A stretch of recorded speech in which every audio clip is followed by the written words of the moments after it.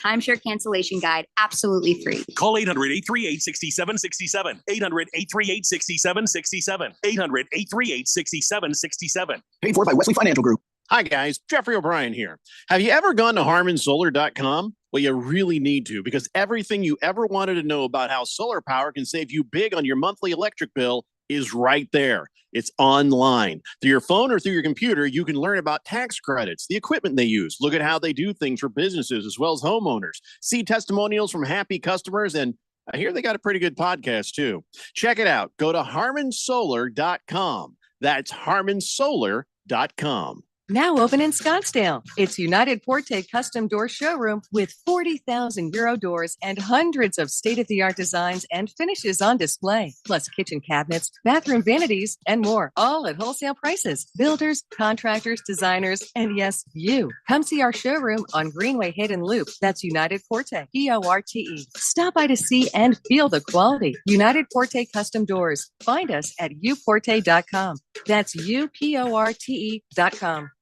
It's fall football season, and Kasai Japanese Steakhouse is doubling down, now with 2 Valley locations. When it comes to Asian cuisine, no one does it better and more authentic than Kasai, where talented Teppan chefs create the food, the fire, and the fun of teppanyaki. Kasai Japanese Steakhouse isn't just dinner, it's dinnertainment. A memorable dining experience where a delicious 7-course meal is prepared right at your table with flair. It's a perfect choice for celebrations, date nights, or a night on the town. Choose from over 30 different items and combinations of teppanyaki, Asian fusion, and innovative sushi. Happy hour is always on fire and offered daily with specials on their Asian-inspired comfort food like Korean steak tacos, Mongolian barbecue ribs, and signature Wagyu beef sliders. Always a memorable dinner, or catch the game and a bite at the bar. At Kasai, now with 2 locations, Scottsdale Road in Thunderbird and in Peoria at the 101 in Northern. Go to KasaiTeppan.com. That's Kasai Teppan.com, or search Kasai on your mobile phone.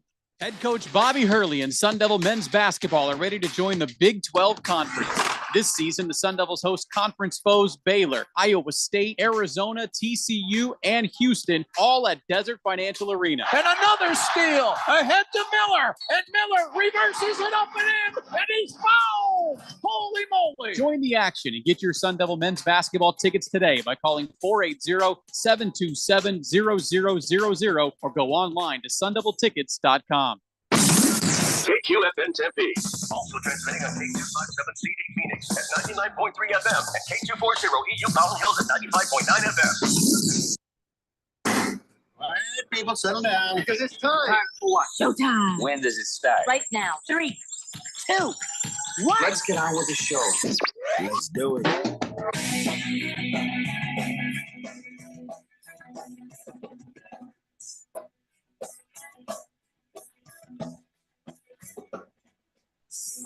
All right, everybody, it's Tuesday here on the Daily Blender, and your good friend, radio pal, Jeffrey O'Brien, not alongside Randy White. Maybe he'll be back tomorrow, but we got Keon Rose in the control room, and you guys are on the Fanatic text line, 888-368-1580, as we broadcast live in the Harmon Solar Studios in Scottsdale.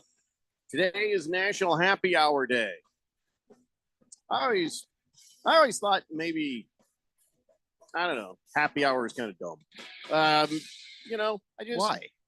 don't know. I just make it the prices the same all day. If you're going to give me a discount, give me a discount at a time. I don't know. I just don't like how they do discount things at discount times. It's like, but that's exactly what it's for. Like, it's to encourage people who might otherwise not go because of the time of day to go if they have the time of day. Who wins happy hour usually? I don't know, like 3 to 5, something like that. Pretty sure everybody will just go that time of day anyway. Well, like, we're working right now. Most people are working. That's the reason why it works. You can't give that discount. No. Most people get off between 3 and 5 anyway. Well, yeah. And those are the people they're trying to encourage. But a lot of people get off at 5.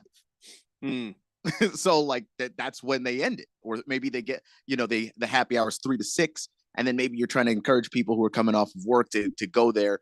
But yeah, they give you that discount at that time of day because that's when they make less money than usual.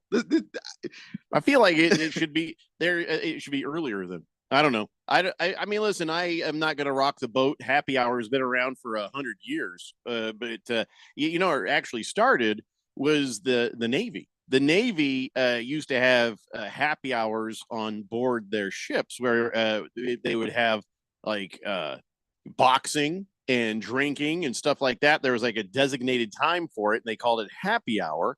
And then at the end of like World War II, all of a sudden happy hour is a thing everybody knows about. Actually, it was 1959 because the Saturday Evening Post popularized happy hour because they put an article in there talking about how the hazards for the guys who lived and worked at the remote island outpost tracking the Cape Canaveral missile launches. Right, it was the missile launch guys.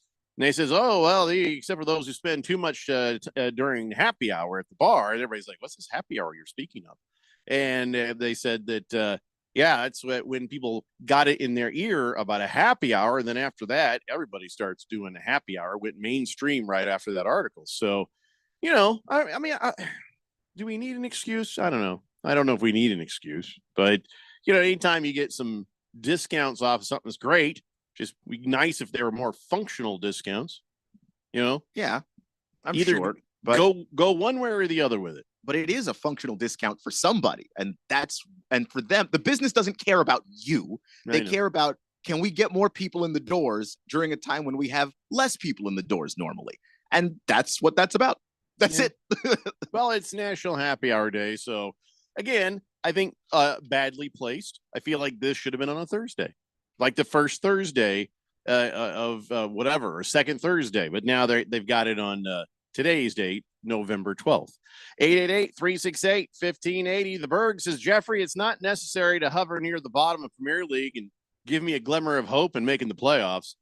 Evidently, it is necessary for me to be there because, I lost my game last night.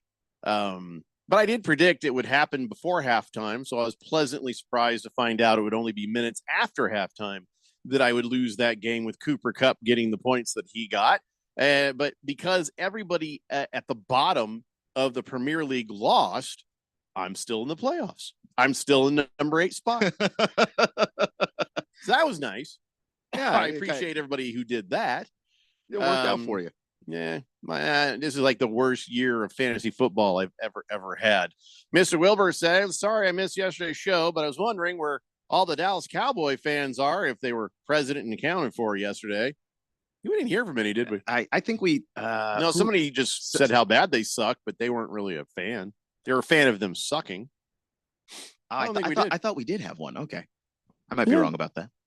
Last Optimist says, went to a bar once early on a Sunday morning to watch a football game.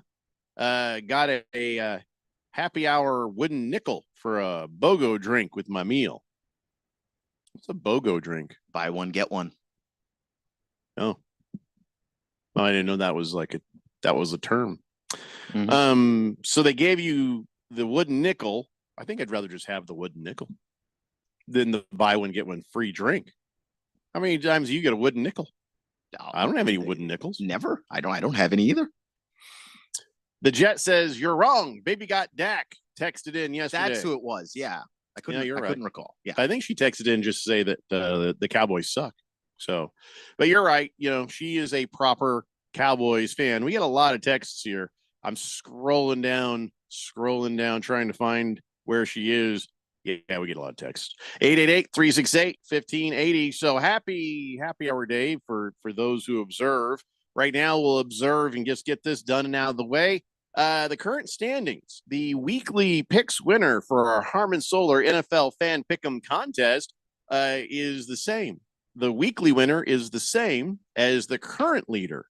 And it's just out of nowhere. C. Bacher, 44, got 12 right, and also has climbed their way up to sole possession of the top of the Harmon Solar NFL Fan Pick'em contest with 108 right so far. So congratulations to C. Bacher for the weekly prize, and at least a good beat on trying to win the whole damn thing. For us, I have retained and maintained the lead. I have 100 right so far. For week 10, I got 9 right. Keon Rose, though, you won the week for us hosts. You got 10 right. Now you got 96 right and a 1-game lead over Ralph. There you go. We're no longer tied. It's all you needed, really. Mm-hmm. He got 9 right with 95 total, and Randy had 8 right with 89 total. Beat the book Dylan Cohen, 8 right, 95 total. So you're even beating that guy. Yeah, which You should be sure and bring that up to him tomorrow on that show. He was ahead last week, so Yeah. couple of games difference, and yeah, Keon gets to do the nanny boo boo dance to everyone I'll but bet you. me. Yeah. Let's see. Donnie says it's impossible to make any ground in the fan pick'em contest. Not with the way you pick, no. But I've done it. I've climbed, and I'm gonna keep climbing. I'm not looking to win it. I just want to get back up in the top 5, maybe. I used to be way behind Ralph. Mm-hmm. Now I'm ahead of him. Oh, all things are possible, Donnie, and there's still plenty of time to do it. They just got to get some wrong. You got to get some right, and that's the way it is. What place are you? I don't remember even seeing you at all. So, Last Optimist says, the wooden nickel had the bar logo on it and could be exchanged for a free drink whenever. Yeah, I would. That's a keepsake. I like that. Walter Mellon says, the only excuse I need for happy hour, it's another day that ends in Y. Let's drink, everyone. No, I can agree with that. Donnie says, I consistently get 8 to 10 every week, still in the 30s. You got to do better.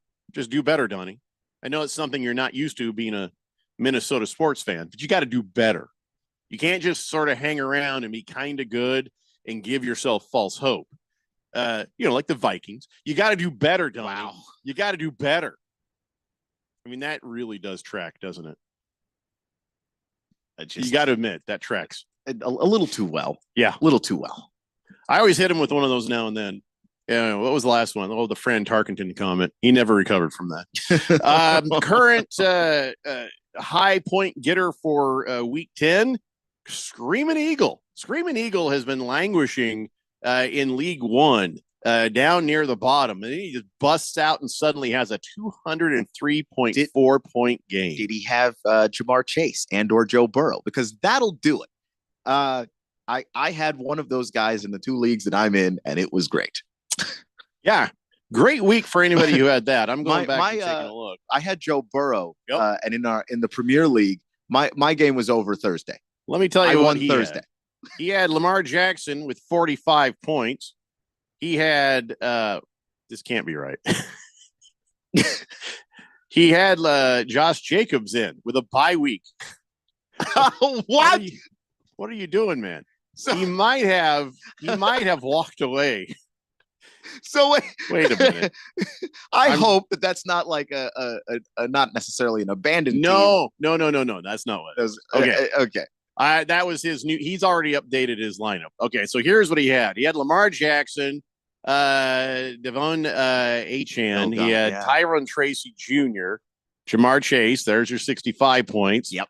And then Khalil Shakir, Evan Ingram, Puka Nacua, Jake Moody, and the Minnesota Vikings defense. He just piled it on there. Yeah. So he got 110 out of Jamar Chase and Lamar Jackson. The other 100 came from just, good luck and good management right there. Yeah. Oh, he destroyed Lacrosse guy by almost 100 points. Oh, my God. So, but then you look at the league there for poor Screaming Eagles in 9th place, but he pops off a game like that. So. Yeah, and if you're a Lacrosse guy, you just have to be furious because this is the week you thought maybe I could get a win, and now it didn't even matter what you did with your lineup. The guy scored 203 points. You're done. Best game of the week by Screaming Eagles. So well done, Doc. Well done. The last undefeated team in all the Daily Blender fantasy football leagues, Washington Rail Splitters, 10-0, still hanging in there, man. Wow. That's impressive. That is impressive. That's it. He's the only one left, just like the Chiefs are the only one left in the NFL. So we'll have to see what happens. I think I'll go back there and take a look at his team, see who he's got. By the way, I'm just going to let you know up front, I am dealing with stomach upsetness. Don't worry, Keon. I'm not going to run off. I'm not going to run away. But it doesn't feel good. And so I might pause occasionally going, oh, no. Just so you know. Oh, wait a second. I got it wrong. It's not League 11. Where is that guy? Am I in League? Oh, I clicked on the wrong button. Here we go. Yeah. He has on his squad. This is the guys he has on his squad that help him be completely undefeated. Josh Allen and Brock Purdy, those are his quarterbacks. He's got Alvin Kamara, Rashad White, Keenan Allen, Jamar Chase, that helped, Taysom Hill, Kyle Pitts. Well, he doesn't have like a great team. He's got Josh Jacobs, Romeo Dobbs. He's got Slayton. He's got Tillman. He's got Ray Davis, Zach Charbonnet. He doesn't really. Yeah, like so. Those are the guys that the fantasy football king would call high floor guys. Mm-hmm. Like none of them is going to get you 30 on any given week, but they're all very consistent. And I think that you can win lots of fantasy football games just being the more consistent player and getting a little lucky and playing people on down weeks. There's another part to that. The rest of that league might just really suck. Yeah, I mean, you can't happen by itself. I don't think. But so he had 165 points to Cards Chappie's 109, and then he had 122 to Heather's 112, and then he had 174 to the Quadfathers 90. This guy's good at fantasy football. And I see some of the guys he's been moving around. Oh, he has suffered from some injuries too. He used to have Chris Godwin. Let's see, 134, 144. No, he's 156. This dude, consistently just killing it. Yeah, it's the floor of those players is high enough that if you put together the right collection of people, you're going to be in all those games. Well done watching Rail Splitters, and he's done it with some players you really wouldn't expect.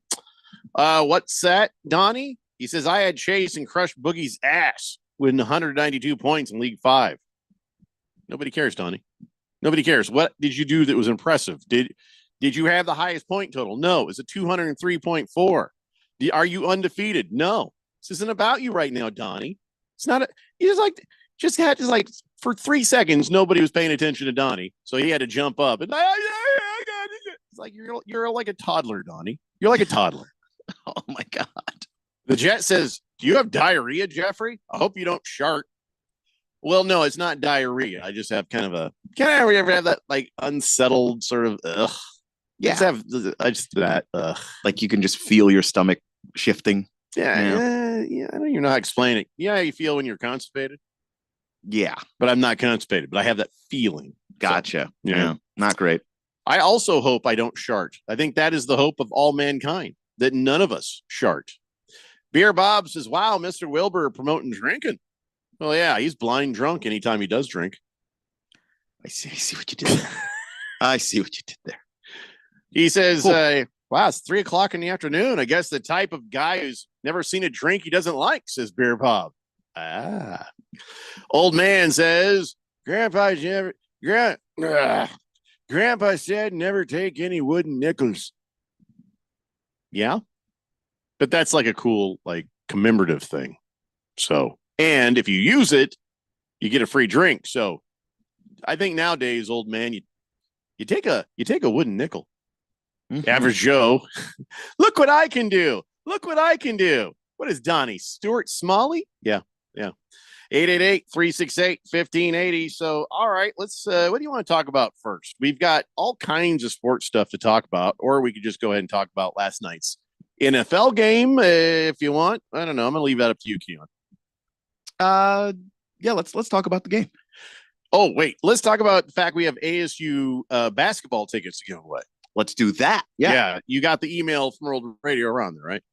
Let me go ahead and double. Want to make sure we have before we start trying to give away. There they are. Yeah, I got it. What I'm told is we got a couple of pairs where you just sit with you and a friend, and then we have like a 4-pack of tickets also, which could be just 2 more pairs, depends. But we got parking passes for all but 1 pair. So we'll give those away or today and tomorrow. Don't get crazy. This isn't for GCU and ASU. Those are gone. Yeah, that's sold out. Yeah, a whole while ago. Yeah, this is for Sunday versus St. Thomas. So over at ASU's joint. So that's what's going on there. So stay tuned for that. Pickle D says, I have a fantasy team that stayed the year with Evans, Godwin. I don't know who, Olave, Shaheed. Needless to say, won't be making the playoffs in that league. I also Yeah. will not be making the playoffs Yeah. because of Rice, Olave, and everyone. Just everyone. Yeah, I had Godwin. That's the only one that I had there that. Oh, Mhm. when all the receivers get hit, I don't know what you're supposed to do because those are just you can replace one or two of those guys being clever on the waiver wire. Yep. When you've got 3, sometimes 4 of them, that's tough. That's Well, tough. we're in a 12-team league, right? So I had a pretty solid team. Oh, wait, until Olave got hurt, until Rice got hurt. But I'm a little thin in the running back department, And so right now, Chuba Hubbard, who's probably my best running back, well, he's on a bye. So now I'm stuck with Tony Pollard, Javonte Williams, and nobody else. And there's nobody on the waiver in the Premier League because everybody's hoovered up everybody else. So just be glad if you're not in the Premier League. Because you still have a chance. You should just do it. There was this one dude who's like, I don't think I want to go there. He's like, I have too much fun. Declined. I got too much fun playing with my son and talking crap with him. I'm going to stay here. And he's right because it's harder in the Premier League. Yeah. It's not even fun. I'm not having fun. In fact, I hope I get kicked out. Oh, no. Walter Mellon says, poor Wilbur, they've been feeding him non-alcoholic beer. He just sits there thinking, why am I not getting drunk? Yeah. Golden Domer says, props to ASU for a very strong game at Gonzaga on Sunday. They played great for like 90% of the game. Yeah, they tied at halftime, but just couldn't keep it going in that second half. But you do got to give them, as you say, props. They hung in there with the number 16. No moral victories, but But it feel too bad. Better than what happened with Duke. Yeah, and you're much more optimistic about where they're headed. When a game like that happens early in the year, you're like, okay, cool. Now I know that this team can compete. Let's see if they do it consistently. I imagine that we're going to talk about ASU versus GCU, but I'm going to be honest. I have no idea what's going to happen there. Me neither. Like that's a so that's a I don't tough feel game to so pick. bad because GCU is great and they are transcending the WAC and moving on to the mountain hills, The Mountain West. whatever. They're going to the Mountain West, which is supposed to be better than the WAC, right? Yes, Better team, much better competition. Yeah. Mhm. But here's the ASU in the Big 12, right? They're Mhm. supposed to be pretty damn good, but doesn't mean ASU is Yeah. as good. I don't know And- what we have with ASU. I know that GCU is a solid squad, no matter what. But I mean, is this going to be? What is this going to be? I don't know what this is going to be. I think when you look at the two teams, if you just look at the star ratings of the players that are on the roster, ASU has more talent. But if you look at the experience, that goes to GCU. When you look at the team that's bringing back its core of players, that goes to GCU as well. And then I give the coaching edge to Bryce Drew and GCU. It's like the more talented team may not be the team that has all the other advantages. And of course, the havoc. Time out. You say Bryce Drew, better coach than Bobby Hurley. Bryce Drew's been in the NCAA tournament 3 out of the last 4 years. Bobby Hurley hasn't been there in about 5. Yes. Wow. And they won in the NCAA tournament this last time too, and almost won the second game against Alabama, who went on to lose the NCAA tournament to UConn in the championship. Right. So, yeah, I think Bryce Drew is a better coach than Bobby Hurley is. Wow. Yeah. But this game, you don't know, do you? I still don't know. Yeah, because it's college basketball. Like talent still beats you, and on paper. And you don't play the game on paper, which is why I don't feel like I have a very confident pick of this. On paper, ASU ought to be better. Well, this is exciting. I am looking forward to this game and not knowing what's going to happen, not sure who to root for. I always like to root for the underdog when it's GCU and ASU because I love them both. So I just want to see a good game. So this is going to be interesting. Now, keep in mind, we will have a full 3-hour show on Thursday because the Thursday night football will be over on Money Radio 1510 and 105.3 FM because we've got GCU here on 1580 The Fanatic. So, sorry, Keon. This is probably one of the better Thursday night matchups we were going to have. Yeah, but I'll have it on You know, you're going to dual screen this thing? Yeah, gonna have to. But I mean, boy, I hate to miss either of these games, to be honest. I do too. So that's why it's a good thing we got 2 radio stations, because now we got one on Money Radio 1510 and we got the other GCU on 1580 The Fanatic. And of course, got 2 TVs in my living room. I can do the same thing there. So Thursday is going to be a great night. Thursday is going to be fun to watch. Yeah. So anyway, we got that for you coming up. We are very late for a break, so let's do that. We'll come back and got a bunch of just random crap to talk about and the NFL. Yeah, like every other show. It's the Daily Blender here on 1580 The Fanatic. This is Brent Musburger's Action Update on 1580 and 99.3 The Fanatic. This update brought to you by Sport Trade. Download the Sport Trade app and use code VSIN to earn 10% cash back on every bet in your first week. Gambling problem? Call 1-800-NEXT-STEP. NBA, the Phoenix Suns are in Salt Lake City tonight as they take on the Utah Jazz. Phoenix, a 3.5-point road favorite, minus 115 against the spread, while the Jazz getting the 3.5 points at home, or minus 104. On the money line, Phoenix is at minus 170. The Jazz are plus 175. The Suns are 8-2 on the season, while the Jazz are 2-7. College football Saturday, Arizona State on the road to take on number 19 Kansas State. The Sun Devils a 9-point road underdog, plus 270 on the money line. Wildcats minus 340. I'm Tony Desiri with your VSiN Action Update on 1580 and 99.3 The Fanatic. Salute to Service is the year-round effort by the NFL and its charitable partners to honor, empower, and connect with our nation's service members, veterans, and their families. At this time each year, the NFL reinforces our support and gratitude to those who have served and to those who continue to serve. Visit NFL.com/salute to learn about the NFL's impact with its Salute to Service partners. Breaking news coming in from Bet365, where every nail-biting overtime win, breakaway, pick six, three-point shot, underdog win, buzzer beater, shootout, walk-off, and absolutely every play in between is amazing. From football to basketball and hockey to baseball, whatever the moment, it's never ordinary at Bet365. Gambling problem? Call 1-800-NEXT-STEP. 21 plus only, must be physically located in Arizona. If you're living with dry age-related macular degeneration or dry AMD, you may be at risk for developing geographic atrophy, or GA. GA can be unpredictable and progress rapidly, leading to irreversible vision loss. Now there's something you can do to slow it down.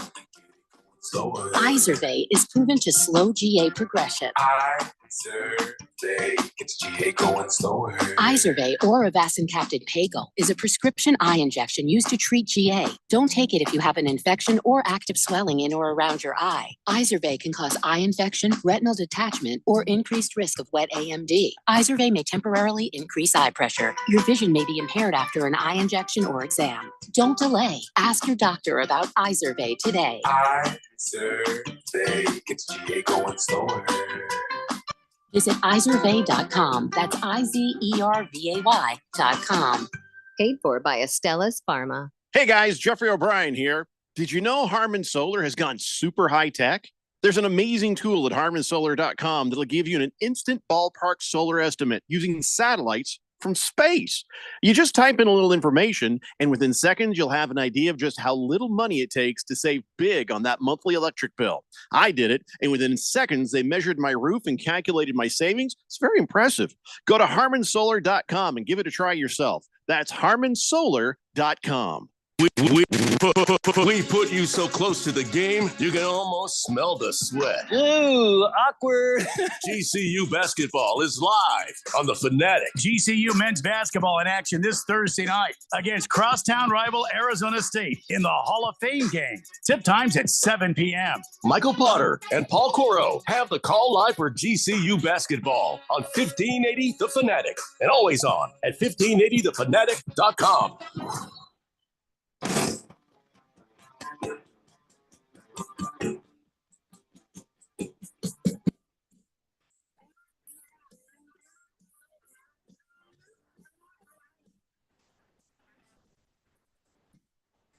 Blender here on 1580, The Fanatic. Where are we going next, Ian? Are we going to Monday Night Football, or are we talking some basketball? What do you want to do? Let's talk some Monday Night. All right, so somebody needs to take Dolphins aside and say, pump the brakes, sir. You won 3 games this entire season. You can STFU right now about, we're keeping hope alive for the playoffs. No, you're not. You're not. You're just not. You're really not. They think they are. You're not. They You're think just they not. are. Like No. the reason why they won 3 football You played games, the Rams, man. What does that mean? They're The good. Rams have been good lately. No, not last night. Were they? Last night, I mean, I don't think that the Rams played terribly last night. They just couldn't get in the end zone. Mm-hmm. I don't know what's broken with the Rams, but it was really broken last night. And it was red zone offense. And then turnovers again. It was like this crazy turnover game, just like the night before. Just turnover. Kind of a lot of turnovers this whole weekend. If you really Nobody look wants back the on it. ball anymore.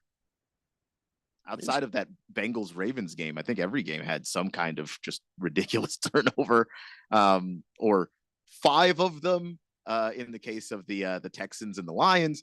Yeah, like it was a big turnover weekend, but I just think red zone offense really killed the Rams in that game. They just weren't able to get out of the red zone with anything greater than 3 points, and it cost them because it's not like the Dolphins did much better, but they were able to score one, and the Rams couldn't. Yeah. Hey, Rams. Sure, you couldn't do much except for give Cooper Kupp what he needed to beat me in fantasy football. Outside of that, that was an ugly game and gave you no thought in your head that they are going to be any good this year. You know what I mean? They're not going to do anything. They're not going to be in any playoffs. The Rams are broken, man. Yeah, but I'm not going to sit like the Dolphins. I am. The Dolphins aren't supposed to feel like they're out of it because when they look back at their schedule, it's like, yeah, we didn't have Tua. Nothing is going to work on our team if Tua's not out there. And that's the reason why they've won 3 games this year. So they're not looking at it like we're only capable of winning 3 games. They're like, Tua's back. It's time to get going. Yeah. I don't think it's going to happen either, but they can't think that. I know, I get that, but I'm just here to let you know. And I want the Dolphins to do all right because, you know, we like Fish Tank and, you know, the Dolphins are fun to watch when everything's working, but there's a lot broken there too. And, you know, so going forward, you know, they'll win the games they're supposed to win and they're going to lose a couple more games too. They're not going to be in the playoffs. And that's just a fact. I just think that I don't think the Dolphins are dead necessarily either because the team in that 7th spot, that's the Denver Broncos at 5-5. Denver Broncos have a more upward trajectory, I think, than the Dolphins do. For now. Mm-hmm. What if they lose a couple of games? Well, they just lost a game. So, I mean, yeah, if they lose a couple more games. Yeah, like it's not like the Denver Broncos offense has been setting the world on fire. It's still a very weak offense overall. But you have to admit, and maybe begrudgingly, maybe it's painful, but Bo Nix is getting better every game. I do agree with that. I think Bo Nix was I liked Bo Nix for like the long term. I just didn't think this was going to be a season where Bo Nix was going to look great. And I still think for the most part, he's looked good, which is fair. Good is fine. So Matt Stafford was like, yeah, the Rams really shot ourselves in the foot settling for field goals. Wow. He said what everyone was thinking, watching them like, what are you doing? Yeah. What are you doing? Why are you going for a field goal here? Why are you going for a field goal here? What are you doing? Why are you? This made a lot of the coaching didn't make any sense last night to me. I mean, I get it. They're like, oh, well, here's the math. If we do this, then we can do that. Look at this.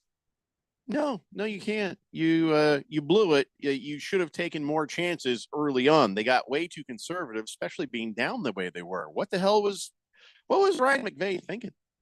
I mean, I don't know exactly what he was thinking. I just think the Dolphins have a much better defense than they've gotten credit for. The defense hasn't looked particularly great throughout the year, but now that Tua's back out there and their offense can be balanced enough to sustain drives and keep them off the field a little bit, the Dolphins defense looks like it's pretty good.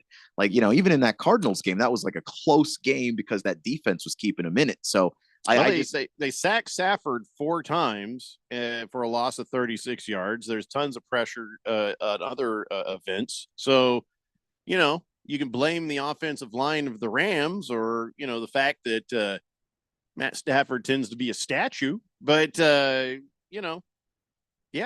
Miami defense gave him hell. Yeah, they kicked 6 field goals in that game. Ugh. That's they were 0-3 in the red zone. They just weren't able to punch it in, because when you look at the numbers, I mean, Stafford throws for 293. You get a 98-yard game from Puka Nacua. You get another big game from Cooper Kupp. Kyron Williams looked pretty good. Like, everybody was doing what they were supposed to do until they got into the red zone, and they just couldn't make any of it work. Yeah, 5 field goals out of 6. Cardi had a nice night, sure, if you had him. But, 15 points ain't winning you any games, man. So I don't know why they didn't just say, you know what, this enough is enough. We got to start going for it. So tough defense to do it against. If you try to force it, you could make it worse. Tua tried to tackle a guy. He thought, hey, I know, I'll use my head. I saw that, and I was like, he got kicked in the head. You got a knee to the head. He's like, I'm gonna look at it. Oh no, Tua, what are you doing? I saw him going down to make the tackle, and I was like, all right, look, either you're gonna tackle like a normal person with your face up, or don't do it. Just don't do it. Yeah, it was just like I mean, it's not if, it'll be when. I just think he gets in the moment, and he's not thinking. He's just not thinking. So getting kicked in the head, and they're asking about it after the game, and he's like, no, I didn't even feel it.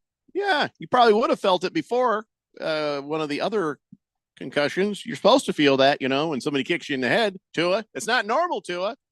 And he was like, yeah, I don't want to be known as the poster boy for concussions.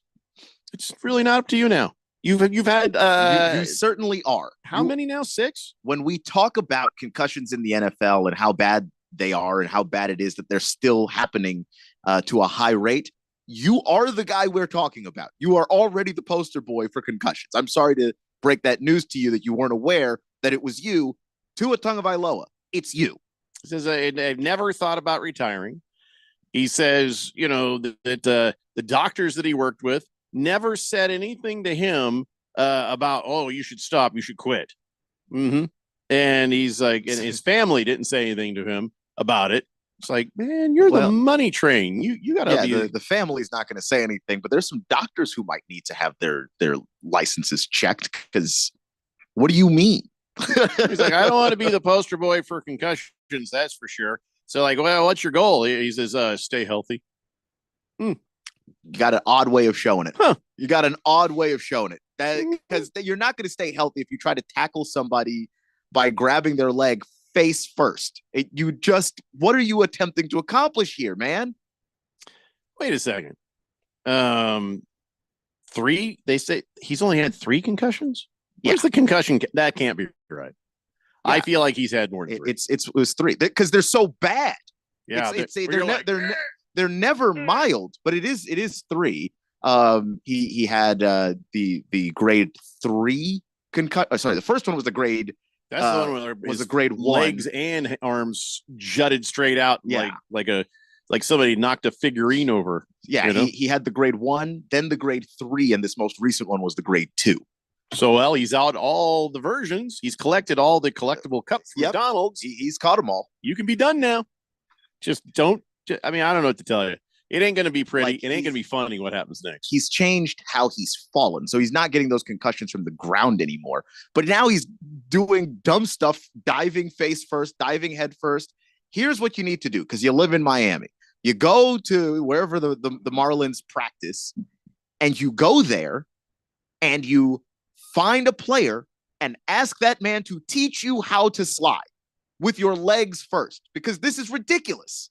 It's ridiculous. You're going to die. And I don't want to see that. And I hate that for him. And then like you see him and it looks like he's got a lovely family, but like that's not going to last if you keep getting concussions. Mm-hmm. Or your personality will end up changing.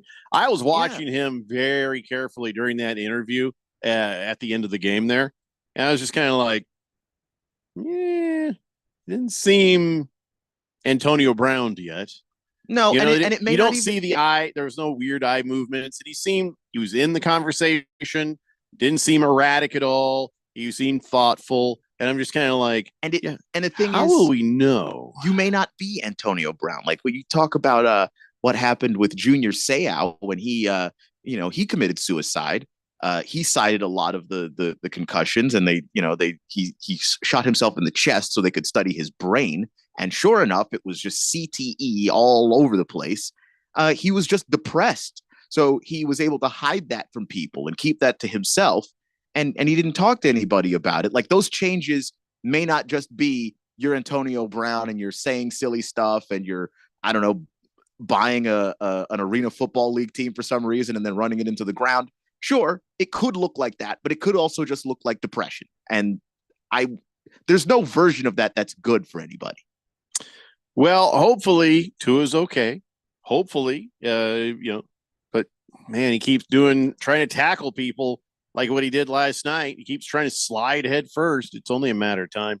How about Tyreek Hill? This is a weird one. And I think I'm just going to preface this by saying, I think he's full of crap.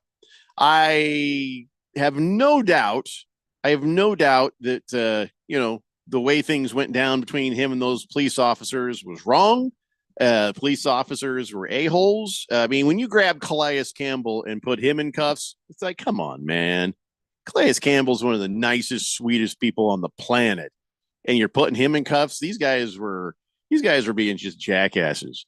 But I don't believe that his wrist was hurt in that stop, because he would have immediately said it, because he was just saying plenty of stuff at the time that all went down. Well, last night, Lisa Salters was like, yeah, Tyreek Hill says that he re-abrogated. He got hurt when he was taken to the ground by the police. And that's where further damage was done. First, it happened during training camp. Then when he got arrested on the video, they hurt his wrist again. Well, I don't believe it. If it was already hurt, it may not, it may already have just been in pain. So like, there's no way. No, the man was talking. He would have brought that up. Yeah, but I don't know that.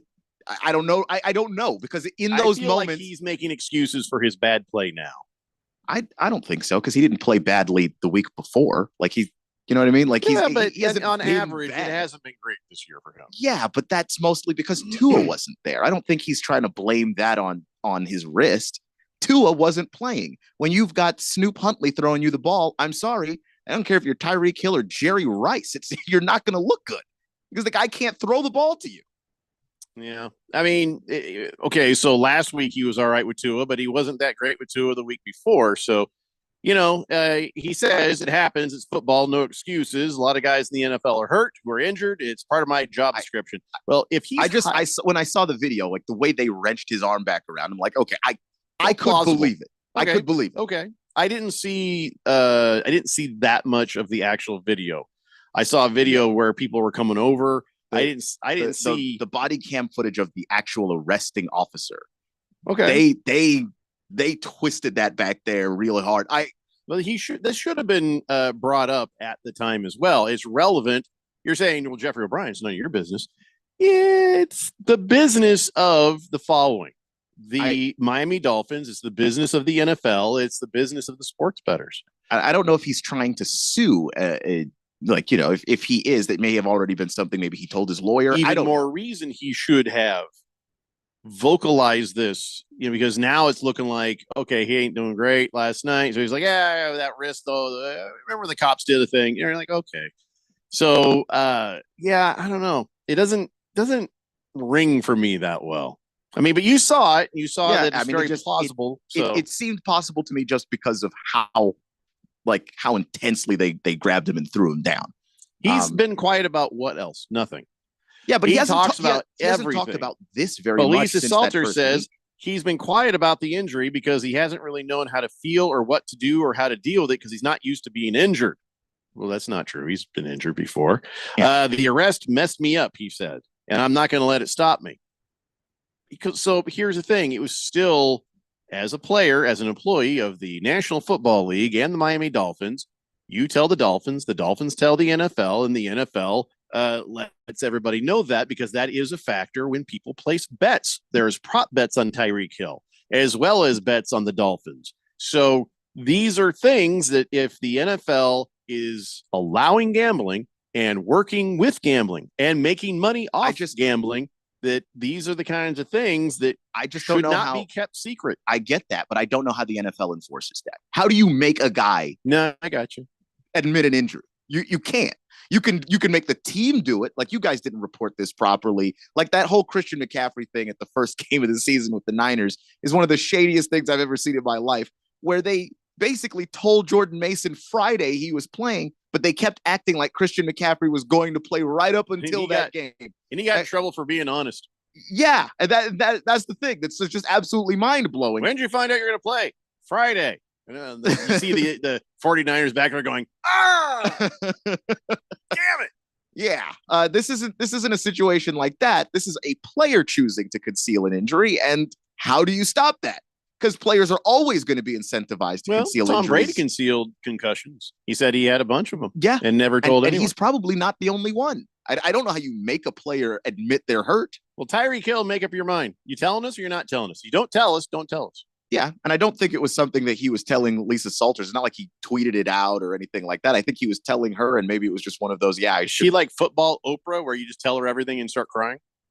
Well, I just didn't think she had that power. I didn't think she had that power either, but maybe. I mean, I don't know. Or maybe it was just one of those, like, I should have probably told her that was off the record. I didn't want her to tell everyone. I was just, because you have if you're talking to a reporter, there usually is some kind of a relationship there, because they're going to interview you as a player more than once. If you're a really good player.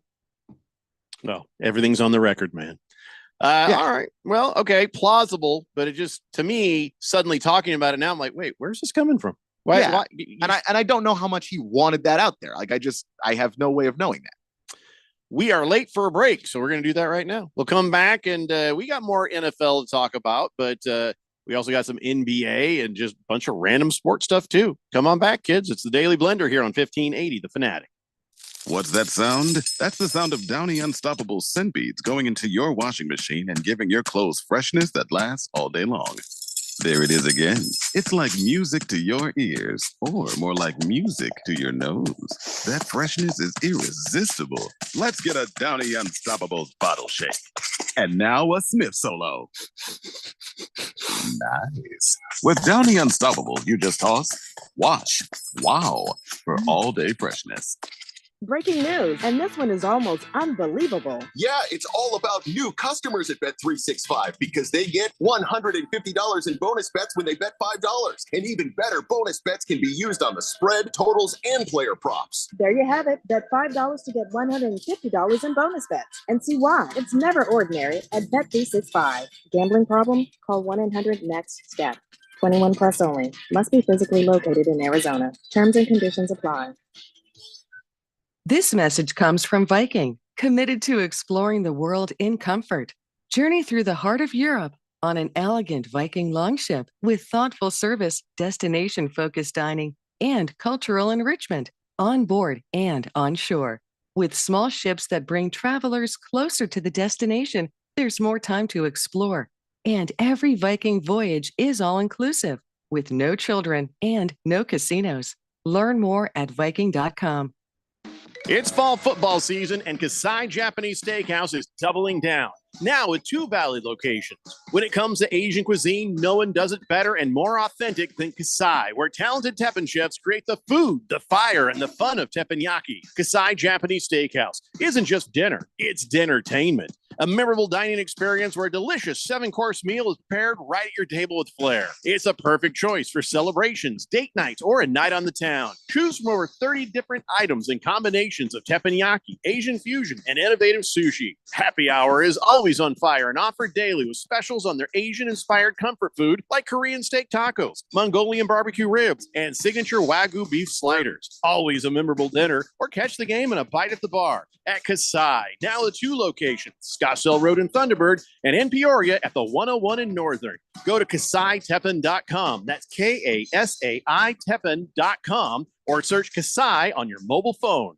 Hey, sweetie, what you doing? Looking around for jobs, offices, 9 to 5. I don't want anything boring. You know, Brian's daughter's in the Phoenix Police Academy. Pretty sure she's not bored. I never thought of that. Check out joinphxpd.com and take a look. Over 80 specialty details like detective and canine handler. What else? Dignitary protection, 911 operator. They have aviation and dive team jobs? What? Rise to serve. Find more today at joinphxpd.com. Protect and serve with the elite. Sponsored by the City of Phoenix. Download the Fanatic app. News, scores, social media updates, and more on your smartphone, on your tablet. The free Fanatic app, available at the Google Play Store or the App Store, and at 1580thefanatic.com.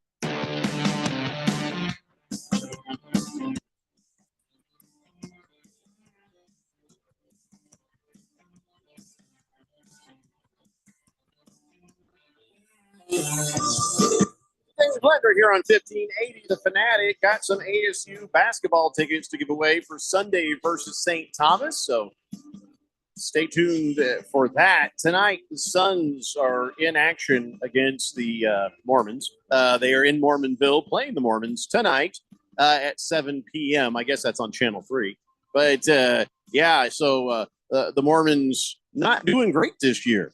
I don't know what's the problem with them. What's going on with the Utah Jazz?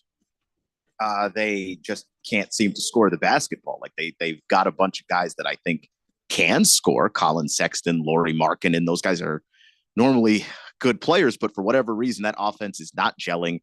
And they have one of the lower ranked scoring offenses in basketball. So just not a great year for the Jazz after they invested a lot of money to try and improve a ton. Yeah, I'm looking at this this lineup for the Jazz. They don't have anybody famous in here. No, I don't see any famous people. No, nobody famous, but Markkanen is one of the young kind of up and coming talents in the league. So he's holy crap! Good. They're paying that guy $42 million. Yeah, and I think it's worth it. I mean, it's a long term thing. Like he went to Arizona, didn't he? I don't think he did. No, says so right here. Oh, Arizona. Oh well, then never mind. Is he Arizona or they sometimes they put Arizona when they mean Arizona State? You're paying $42 million for 16 points a game. Yeah, he's just having a bad year, but they're paying him based on what he did last year. He was great last year. Yeah. It was not 16 points a game last year. He was really good. And Laurie. then a lot of teams tried to essentially get him at the trade deadline last year, and they refused to give him up because he was playing so well. He's just kind of regressed a little bit, and I think that the team overall is just not playing well together. What to do when your entire team is a bench? That's what I'm looking at right here. Well, lose is the answer to the question. Yeah. Am I wrong? I mean, I'm just like, it's a whole lot of this is like the WITSEC of the NBA. This is a good place to go and just be nobody and hide. There's nobody on this team. Jordan Clarkson's a good player. Like there just aren't stars on the team. But like Isaiah Collier, John Collins, Drew Eubanks. Isaiah Collier, they just drafted, and yeah, Eubanks is Eubanks. Yeah, it's a bench. Everybody's a bench. I don't think that's a no. I don't think it's a bench. Lauri Markkanen is not a bench. Colin Sexton is not a bench. Jordan Clarkson's not a bench. That's a starter. That's a role player, but that's a starter. I'm curious. I am curious about one thing. So, I tease when I say, oh, it's the Mormons, right? Well, but if you're a Mormon, you're a fan of either the Phoenix Suns or the Utah Jazz, right? I mean that maybe that's just really narrow thinking. Maybe there's some Mormon Knick fans out there. If you mean geographically, the geographical probability, then probably. Yeah. Hey, Mormons, do you like the Suns or are you a Utah Jazz fan? Or are you like, oh, I love them both? I'm just kind of curious where the loyalties of your magic underwear lie. Let me know. 888-368-1580. Quiet Cannon says, where have you gone, Randy White? He actually was singing. Eyes of the Fourth Dimension turn to you. Hey. Randy's left and gone away. He'll be back maybe tomorrow. Just, mind your own business. 888-368-1580. So I don't want to talk too much about the Utah Jazz. I don't really want to talk that much about the Suns because I feel like we're in for a skid right now with Kevin Durant being out. Though you should beat the Jazz. You still should beat the Jazz. They are that bad. I don't think you need Durant to beat the Jazz. It's not a good look if we don't win tonight. It's not great. No, that this is a team that is bad at basketball. Well, so let's talk about a team that's good at the basketball. Let's talk about the Cavaliers being 12-0. And, they're working it. They're working on a historic season opening. And you look at the longest winning streaks that exist for the start of an NBA season. Off the top of your head, do you know who has the most? No, I don't think I do. Golden State Warriors, 2015. 2016, they had 24 wins. Wow. Yeah. And then 15 wins for the Rockets in 93. And the Capitals, your team, back in 1948. No, well. Don't you remember that? It was before my time. Then 14 wins for the Mavericks and the Celtics. Mavericks in 2002, Celtics in 1957. Right now, you got the Cleveland Cavaliers with the 12 wins so far. The Bulls in 96 did it, and the Supersonics in 82 did it. So it's just a pretty impressive start. What does it mean? What does it even mean? It doesn't mean anything. We remember if I go back, and I don't know which year it is, might not have been 2015. Remember the Golden State Warriors are like, we got 84 wins, and oh my God, they played their heart out to have an amazing regular season, and they got to the playoffs and. Yeah, it was the season they had and Steve Kerr came up and says, "We're not doing that again." Yeah, because that requires you playing on nights where you'd rather rest or giving your all on nights where you could probably casually cruise past an opponent, but you don't want to run the risk of losing the game. They were playing, right past the point where they'd already clinched, but they were playing hard.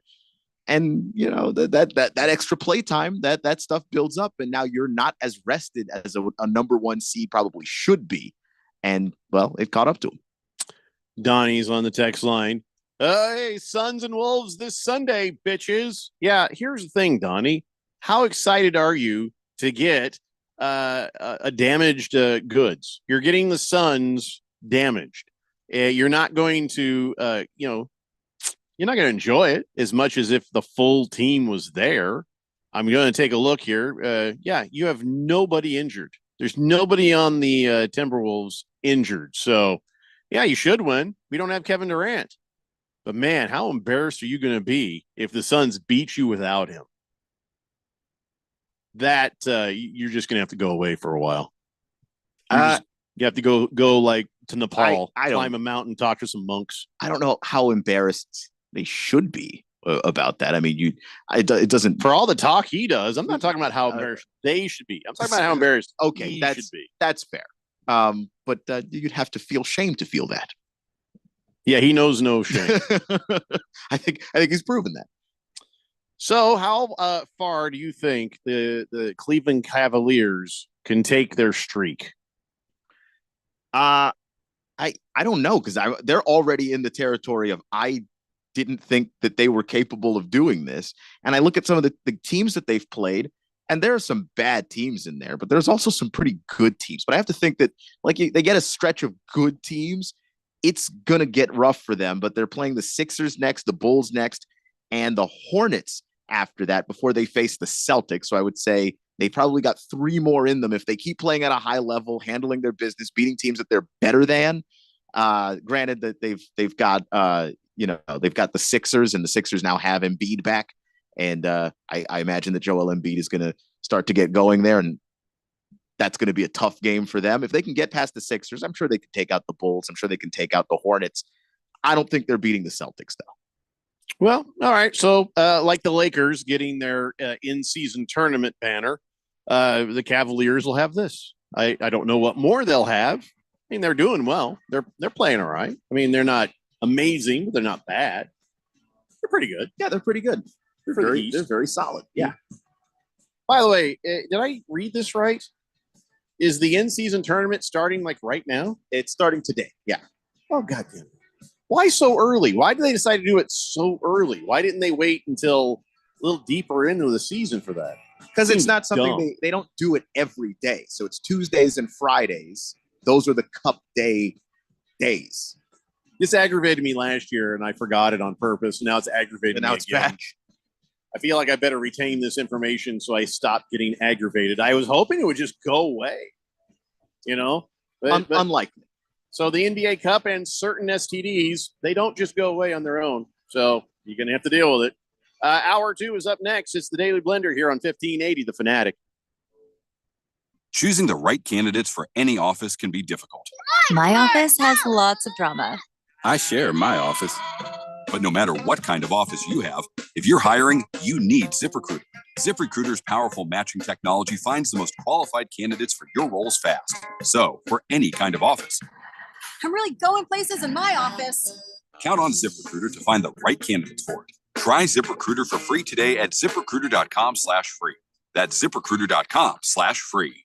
The Fanatic is your home for fall football. Catch the NFL and NCAA live games on 1580 and 99.3 The Fanatic. Brought to you by Bet365. It's never ordinary at Bet365. At the Home Depot, the holidays have arrived. And so is all my family. So I'm working on keeping up with the laundry. The Home Depot is here to help with Black Friday savings up to 40% off select appliances. Spend less time doing laundry with smart, efficient appliances from Samsung, ranked #1 in customer satisfaction. Perfect. Less laundry time means more family time. Get Black Friday savings now with free delivery and financing on select appliances at the Home Depot. Visit jdpower.com/awards for more details. Offer valid November 6th through December 4th. U.S. only. See store or online for details. If you're living with dry age-related macular degeneration or dry AMD, you may be at risk for developing geographic atrophy or GA. GA can be unpredictable and progress rapidly, leading to irreversible vision loss. Now there's something you can do to slow it down, get it going slower. Izervay is proven to slow GA progression. Izervay gets GA going slower. Izervay or avacincaptad pegol is a prescription eye injection used to treat GA. Don't take it if you have an infection or active swelling in or around your eye. Izervay can cause eye infection, retinal detachment, or increased risk of wet AMD. Izervay may temporarily increase eye pressure. Your vision may be impaired after an eye injection or exam. Don't delay. Ask your doctor about Izervay today. Izervay gets GA going slower. Visit Izervay.com. That's IZERVAY.com. In most countries of the world, Porte means door. United Porte Custom Doors, located in the Scottsdale Airport Design District, is now open with over 40,000 European doors, all in stock, ready for delivery, and at wholesale prices. Designers, contractors, builders, and yes, you. Come see our showroom on Greenway Hayden Loop. That's United Porte, Porte. Stop by to see and feel the quality at United Porte Custom Doors. Find us at uporte.com. That's uporte.com.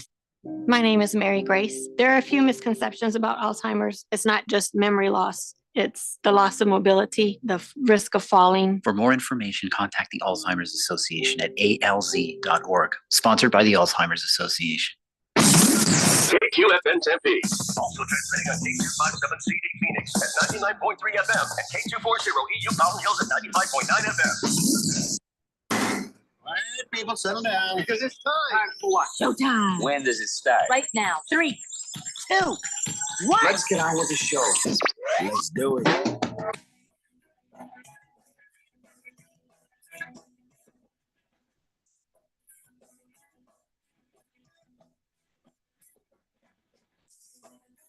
All right, everybody, it's 4 o'clock here on the Daily Blender. Your good friend, your radio pal, Jeffrey O'Brien, not alongside Randy White. He should be back tomorrow. We got Keon Rose in the control room, and you guys are on the Fanatic text line, 888-368-1580, as we broadcast live in the Harmon Solar Studios in Scottsdale. All righty. So it's Tuesday. I don't know if any sports stuff happening today outside of the Suns game. Later on. Is there anything else happening in the sports tonight? I don't think there is. Outside of the amount of basketball that's on, like if you like teams outside of that, then yeah, I mean that's what we've got going on. Tons of NBA, but if there's NBA, we're choosing the Suns. Yeah, and then there's some college hoops happening too. Are your Washington Capitol Wizards Bullets, are they playing tonight? I believe the Wizards no, they're not playing tonight. They played last night. Did they win? No. Sorry. No, it's all good. Sorry, I brought up a sore spot. It's not sore at all. They're bad. I knew they were bad. No, it's not. I really sore spot. need this team to lose. We are tanking. Cooper Flag is at stake. No, we need to lose. We need to be the worst team in the league. No, that's not so at all. Well, then let's talk about that. So Washington Wizards, they're 5th in the Southeast Division. They are 2-7 right now. But then again, other teams are 2-7. So how are you going to do this? See, you got you're in a 4-way bleep fest tie with the 76ers, the Bucks, and the Raptors, all 2-something. And then in the West, just the Utah Jazz. So you need the Utah Jazz to win. You need the Raptors, Bucks, 76ers to win. You need to be the worst team. Yeah. Now the 76ers and the Bucks.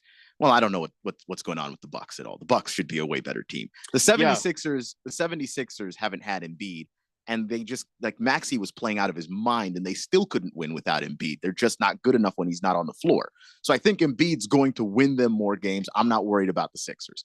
I'm worried about the Raptors. I'm worried about the Pistons, and I'm worried about the Jazz. And the Pistons have 4 wins. So yeah, but I just want one of those top 3 picks. I don't really care. Because you don't know, right? You don't know where it's going to go with the lottery. You'd rather have the number 1 pick. Cooper Flag is out there. Guy's going to be awesome. They had him on the NBA select team, which was the guys that were playing they were the practice squad to play against the Olympic team. Right. And Cooper Flag was playing against NBA guys. He wasn't even in college yet, and he looked awesome against NBA players. So I just think you get a year of college for him, and then you get him to the league and develop him properly. How do you get excited about a 1-3 chance? You have to. And is it 1-3 or it's not necessarily 1-3 because you could. It's 1 and how many? Because remember what happened to the Pistons last year? They were the worst team. They dropped all the way down to 5 or 6. Like it's not a guaranteed thing. This is a bad way to do things. You've got to get yourself a chance, man. You've just got to give yourself a chance.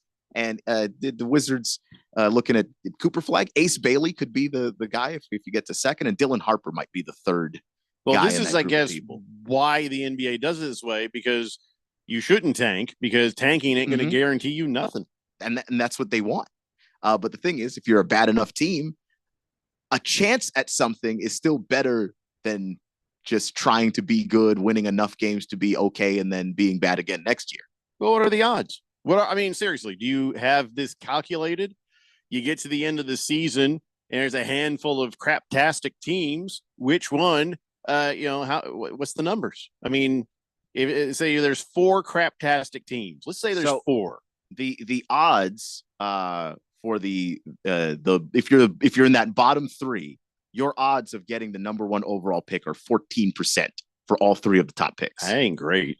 Your odds of being in the top 4 are 52%, which is fine. If you fall in that spot, I would be okay with this particular draft class being in that spot. Then your odds at the Utah Jazz, because of the pick that they have is a protected pick. Actually, their odds of the number 1 overall pick would be 12%, and then the 5th pick their odds of getting the number 1 overall pick is 10%, and it just gets worse from there. So the odds aren't great, but that's because you're sharing them with all the lottery teams. It's 14% out of 14 teams, where the 14th team has a 0.5% chance of getting the number 1 overall pick.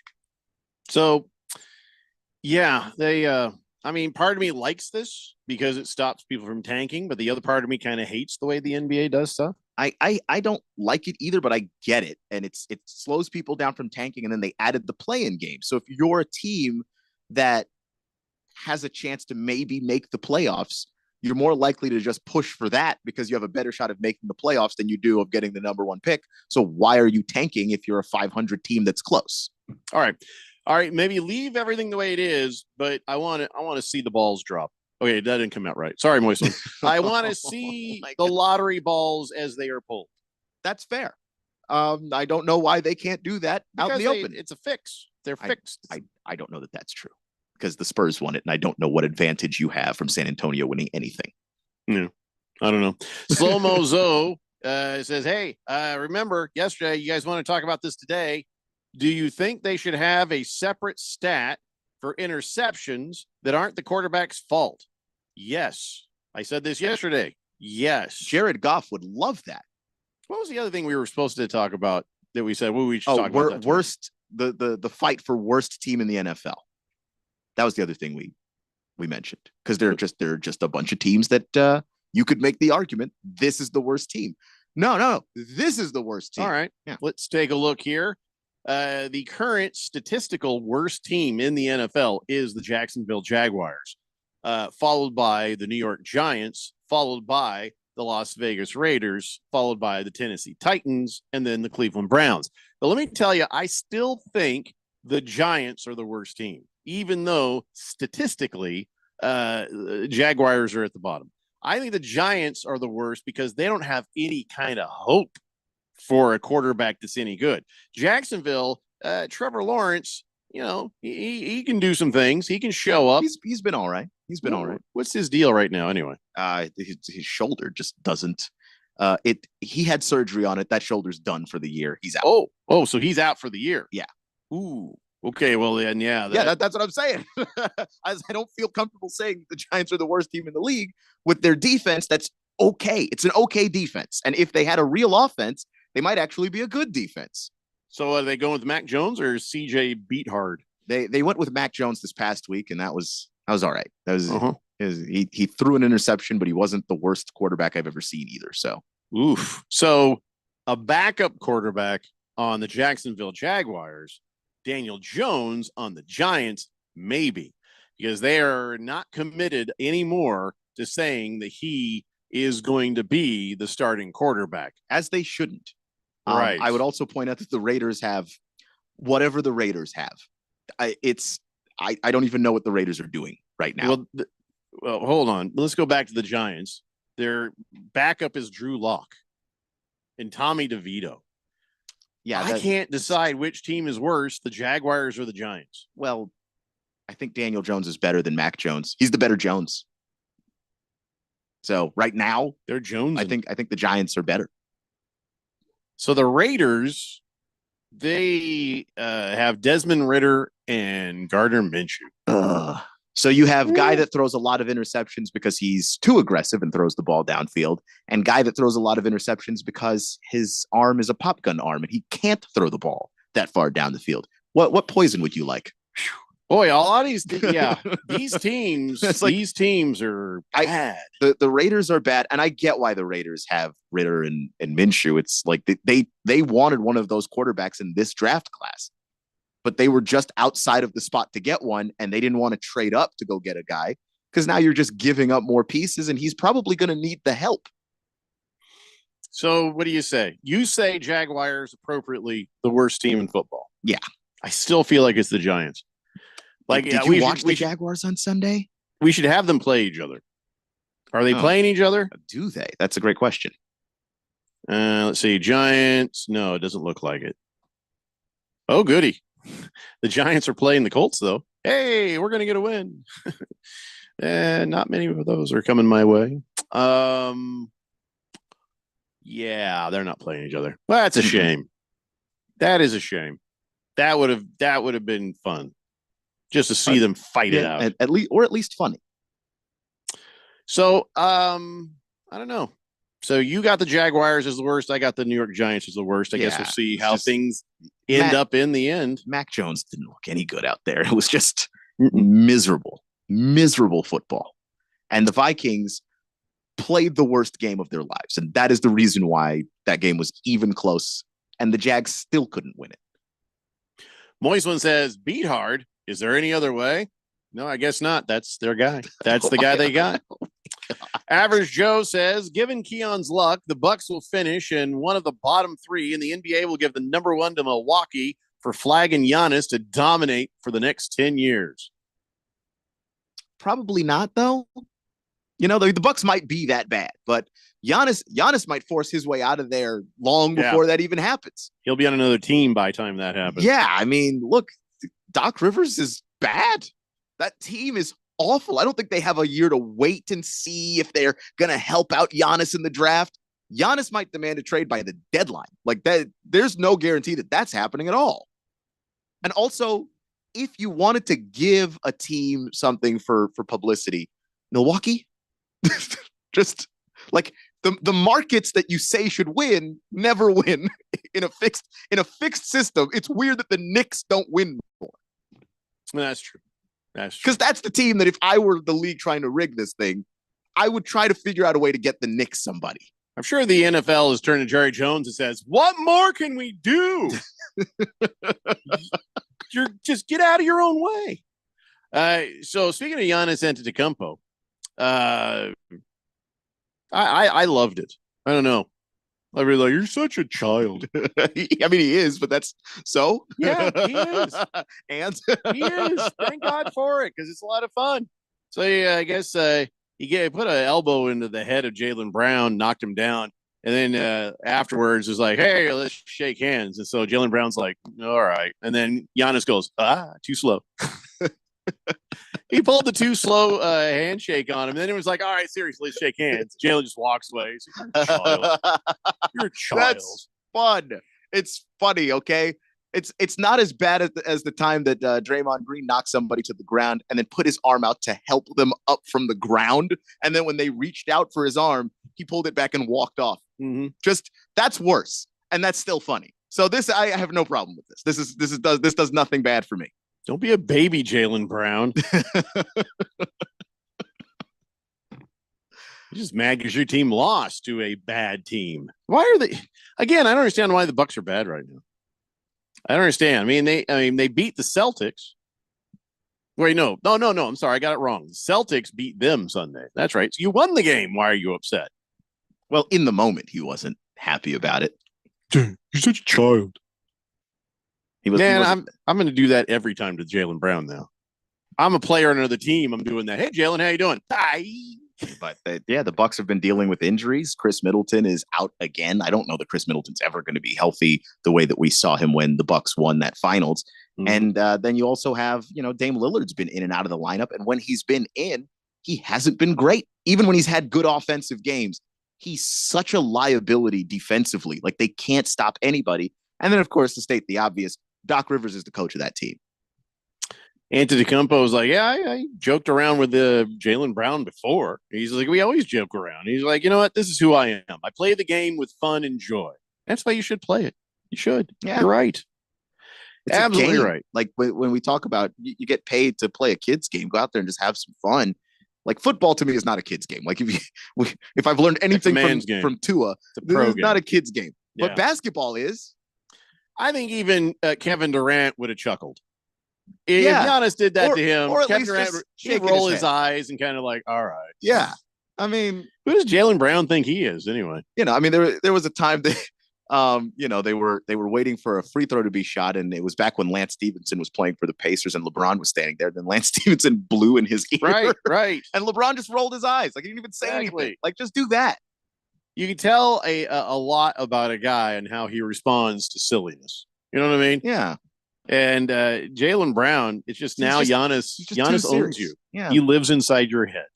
Because you won the game and that's still a problem for you. Like, I don't know, man. Like, just let it go. It's not the worst thing that someone could do to you. It's not disrespectful. It's just silly.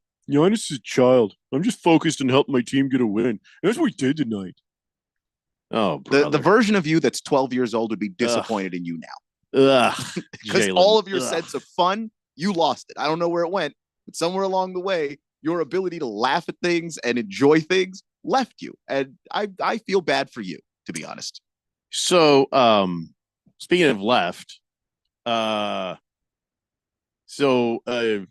we left the show yesterday, I had sort of mentioned Michelle Beadle.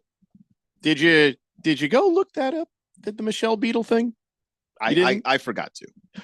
Oh, let me go ahead and. So Michelle Beadle was sitting there doing a show, and she's with a couple of guys, right? And slip of the lip, and as well as slip of the lip words, where when you're talking and you slip like this, I'm like, so there's the Denver Nuggets, and to slip and call them something else that starts with an N. Again, my first thought is, wow, you're very comfortable with that word. If it, you got to say it because, how do you go from nuggets to that? I don't know. I just genuinely don't know how that happens unless you say it all the time, because I've never almost said it. Yeah, and that would make sense for me. So I'm trying to understand. I've never ever, I've said nuggets quite a bit, and not once does it come out as that. There's no way to get there. And I'm a person who never says the N word with an A or the R. I'm not that guy. So I'm never worried when I say Denver Nuggets that something else is coming out. Now, of course, when she said it, I don't know if it matters. It was with the A, not the R, which it really doesn't. Still doesn't make any sense. Michelle Beadle is the blondest woman. Literally, no, it does not make sense. She was talking. She's like, "Oh, I don't like this." That if the N words, and then she goes, "Oh, I mean nuggets," and she says, "Don't try to get me on that." Well, the reason her co-hosts were laughing is it was a white guy and a black guy, and the black guy was just like, the look on his face, he was laughing because he was just like, "Oh my god," and the white guy was just like, I'm laughing because he's laughing. I don't know what else to do right now. Lou Williams and Chandler Parsons. All the color left the white guy's face. He's just like, oh, I wonder if they'll give me the show now. That's all which is the thing with Chandler Parsons. Chandler Parsons played in the NBA. He's been in NBA locker rooms. If anybody was going to make that slip, would probably be Chandler, but somehow it was Michelle Beadle. Definitely not going to be Chandler, because Chandler, having been in locker rooms, probably knows better. But you would expect the broadcast professional of the three of them, because Chandler Parsons, former basketball player, Lou Williams, former basketball player, Lou Williams of the I can't play in the NBA bubble because I stopped to get some lemon pepper wings at a strip club. That's the same Lou Williams that's sitting there. Then there's Michelle Beadle. And you think of all three of those people, the person who would know better to not slip up in that way, saying that particular word would be her. So you have had a slip of the lip. I have slipped and said some things on air, and usually but not, silliness is what happens when we do it, because it's not a bad word when we say the wrong word. It's never been that word. So help Michelle Beadle. What case can she make? Help her. That I don't know how to help her. I genuinely don't know either. I don't like that. She might have just been like, I'm saying I can't think of what else she might have been trying to say. You mash two words together, and then I'm like, oh my God, it came out that. And I don't know how to help her. If that's what happened, you could make an argument, but I don't know what you could have been trying to say that would make you say that. Yeah. I would hate for that. The Denver Nuggets happened to me. To get from Nuggets to there requires some effort. I don't know how. I just genuinely don't know how. Yeah, I don't know. Oh, the help couldn't come from me because, look at me, wow. So, what happens to her now? Has there been any update? Has she been canceled, fired? Have they let it go and been like, all right, don't do that again. We'll see what happens next time. Yeah. It's just one of those words where it's like, when people do slip up, why does that seem to be the word? What if she's like, next time she's talking about the Minnesota Timberwolves and she says, them goddamn Mexicans. I mean, Timberwolves. You're like, you gotta go now. Please just get up from the desk. Your career shouldn't flash before your eyes. Walk right out the door. Do not come back. Oh my God. Listen, I understand to like that. Please stand by screen the minute she said that. I understand that Michelle Beadle is a little bit of a nepo baby, but she's been doing this long enough. She's been doing this for like 20 years. Like that, there's just no reason. Just very, very comfortable with the word. Elzar the Mountain says she better not make that mistake ordering her chicken nuggets at the Mickey D's. Absolutely. You shouldn't. How could you? How does it how go would it from- be possible? Yeah. How would it be possible? Like it just Hefty Lefty says, not saying this is what happened, but if you see something off camera in the middle of her sentence and her mind starts thinking of something different and it came out that way, the only thing I could think that would randomly make your brain turn nuggets into something else. Yeah. So what did she see to make her say? do you catch yourself? Because the thing, or what did she see to that's not helping. Was it somebody that she hated? Because that's still bad. That doesn't make it better. That just doesn't make it better. I'm sorry. I can't help her. Yeah, you got. I think during the break we should look up Michelle Beadle and see. Well, what the? I don't know what happened. I don't know what happened because it was yesterday, and people online were going nuts. But then other people were like, "No, she didn't say it on purpose." I'm like, okay, let's pretend she didn't say it on purpose. Then why that word? What if you said, "Oh, the Denver Nuggets, the Denver"? Like ham sandwich was like, what about the Denver? Here's the thing. Because Lou Williams was laughing at it like, oh, I can't believe you're the one that made that mistake here. That's wow. But it's just an A or an R at the end of nuggets, but makes no sense. You can't even get out of the first syllable without realizing, oh no, this word is not going in the direction that I want this word to go. You can't.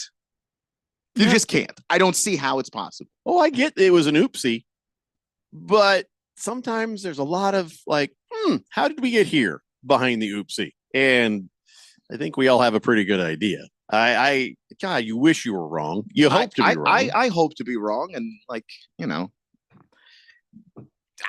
I don't know. I try not to judge people too much, but like, that's one where I struggle. I struggle there. If nothing else, you're going to squint every time you see Michelle Beadle now, like just a little bit, just a little. Have you met Jeffrey O'Brien? Oh, that Mick? I mean, that guy? Oh, sorry, slip of the word. But the thing is, it doesn't seem to happen with other races of people. Just kind of seems to happen with us. I don't know why. There are other slurs. No one accidentally says the other ones. Just that one. Just that one. Why? I'm all out of answers and guesses myself. Good point. Most people, when's the last time you said Mick? I am one. I can use that word. So when's the last time you said that? No. Like, oh, old Saint Nick, maybe, and old Saint Mick. Oops, I mean Nick. Okay. that to me, that would still be hard to believe, but I would have a better time believing that than this. Sorry, Beetle. Nuggets is nowhere close to the word that came out. I guess we'll just keep an eye on this and see what happens next. Yeah. We got to take a break. More of the Daily Bender after this. See, look what I just did. More of the Daily Bender. Did it come out the N-word? What a shock. It didn't. Yeah, somehow it didn't. How is that possible? Oh, boy. That's just the way the Michelle Beadle describes it is the hardest thing in the world. Yeah, if Michelle Beadle was doing this outro, we'd be fired. It's the Daily Blender here on 1580, The Fanatic. Don't let cold season make you miserable. Try the quick drug-free solution for nasal congestion, Navage. Navage uses gentle suction to flush out your sinuses with refreshing saline, helping you breathe easier, sleep better, and feel healthier all winter long. And here's even better news. Navage is now available at select warehouse clubs in a great new value pack. It's everything you need to start breathing better fast. Check out Navage at your local retailer today. Navage, Navage. Breathe easy. I occasionally have nerve discomfort in my hands, so the things I love to do Let's play something, Grandma. became difficult as I got older. If you have occasional stabbing and burning in your hands and feet, try Nervive Nerve Relief. Nervive's clinically studied dose of alpha-lipoic acid reduces occasional nerve discomfort in as little as 7 days with continued daily use. Say yes to healthy nerves with Nervive Nerve Relief. These statements have not been evaluated by the Food and Drug Administration. This product is not intended to diagnose, treat, cure, or prevent any disease. Head coach Bobby Hurley and Sun Devil men's basketball are ready to join the Big 12 Conference. This season, the Sun Devils host conference foes Baylor, Iowa State, Arizona, TCU, and Houston, all at Desert Financial Arena. And another steal ahead to Miller, and Miller reverses it up and in, and he's fouled. Holy moly! Join the action and get your Sun Devil men's basketball tickets today by calling 480-727-0000 or go online to sundeviltickets.com. In most countries of the world, Porte means door. United Porte Custom Doors, located in the Scottsdale Airport Design District, is now open with over 40,000 European doors, all in stock, ready for delivery, and at wholesale prices. Designers, contractors, builders, and yes, you. Come see our showroom on Greenway Hayden Loop. That's United Porte, Porte. Stop by to see and feel the quality at United Porte Custom Doors. Find us at uporte.com. That's uporte.com. I'm Angela Gonzalez, reporting from Phoenix. We're talking with the community about Phoenix Police Department. Ma'am, what do you think? Oh, I love them. They're our local heroes. We've had some problems around here with break-ins and people using drugs on the streets. The police work with our community to have a presence in our neighborhood and keep our streets safe. Thank you, Phoenix Police. Gracias a la Policía de Phoenix. Thank you, Phoenix Police. Rise to serve. Find more today at joinphxpd.com. Protect and serve with the elite. Sponsored by the City of Phoenix. We put you so close to the game, you can almost smell the sweat. Ooh, awkward. GCU basketball is live on the Fanatic. GCU men's basketball in action this Thursday night against crosstown rival Arizona State in the Hall of Fame game. Tip times at 7 p.m. Michael Potter and Paul Coro have the call live for GCU basketball on 1580 The Fanatic and always on at 1580thefanatic.com.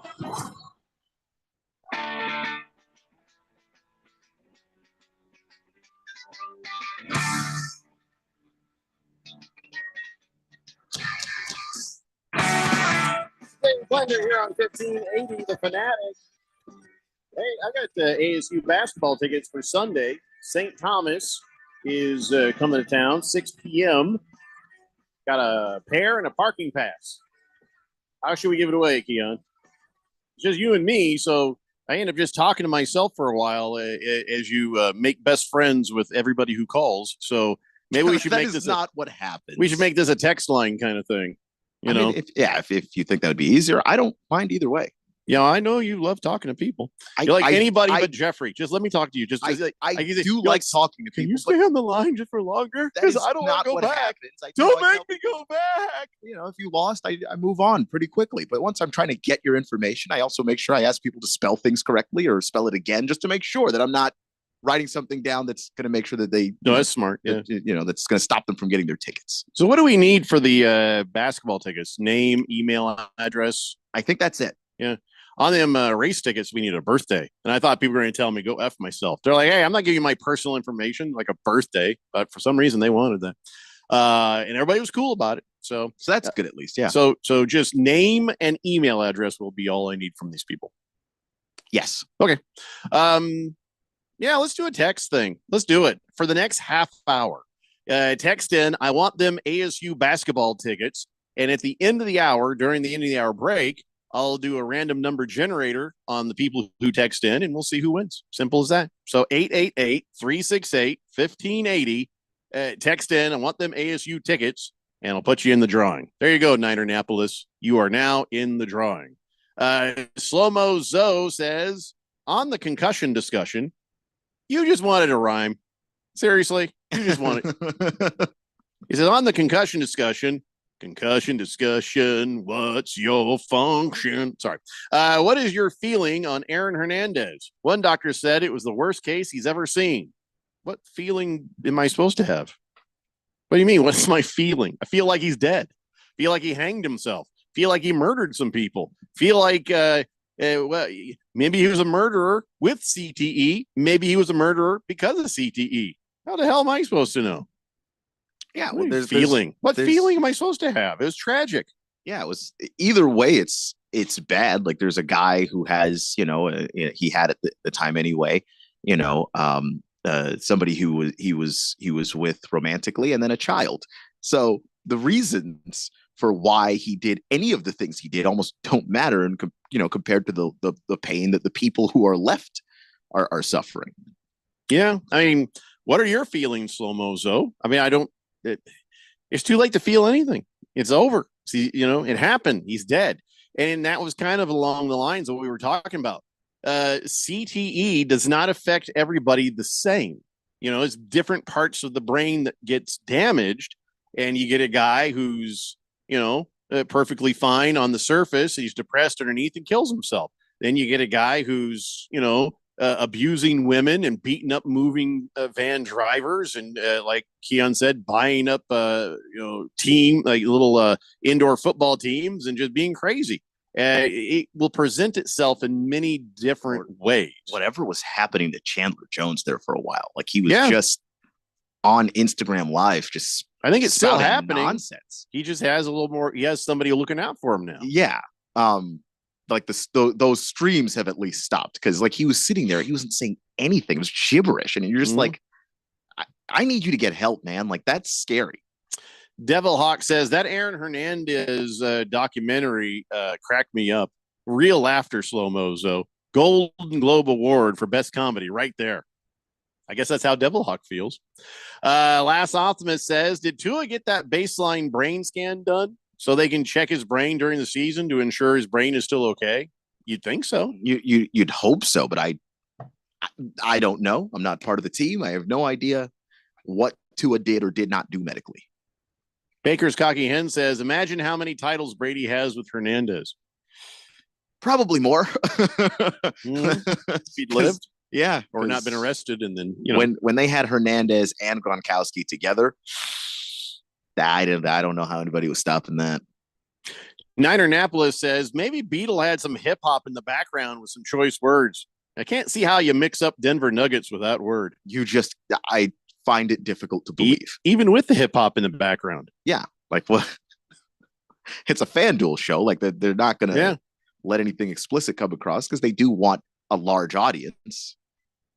Where the odds are, she'll say that again. Nurse Scratchit says the Bucks got clobbered after the non-handshake. Well, if that inspired the other team, fine, but still, the Bucks have won 2 games this year. They were getting clobbered regardless. Like that's not the reason why that happened.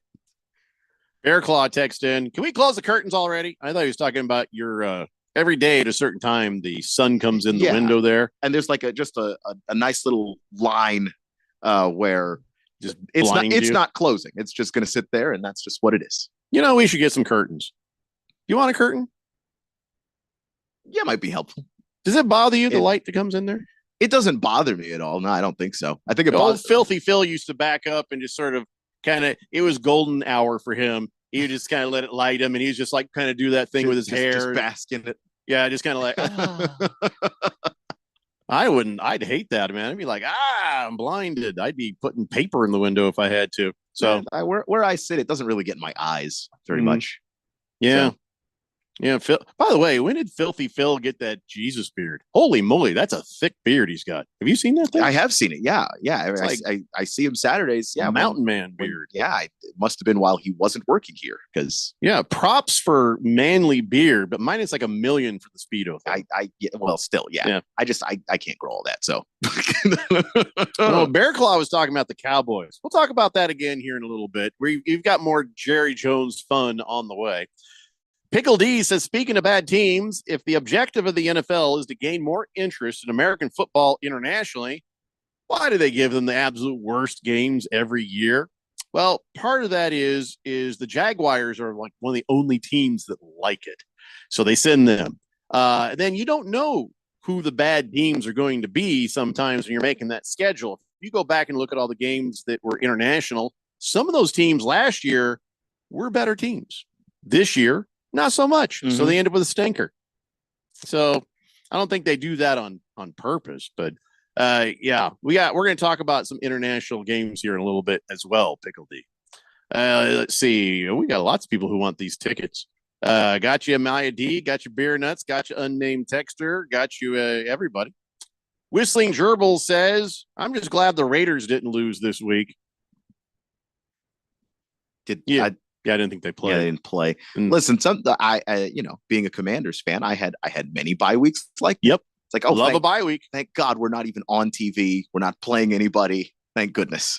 I wish I had a lot of bye weeks. Old man says, all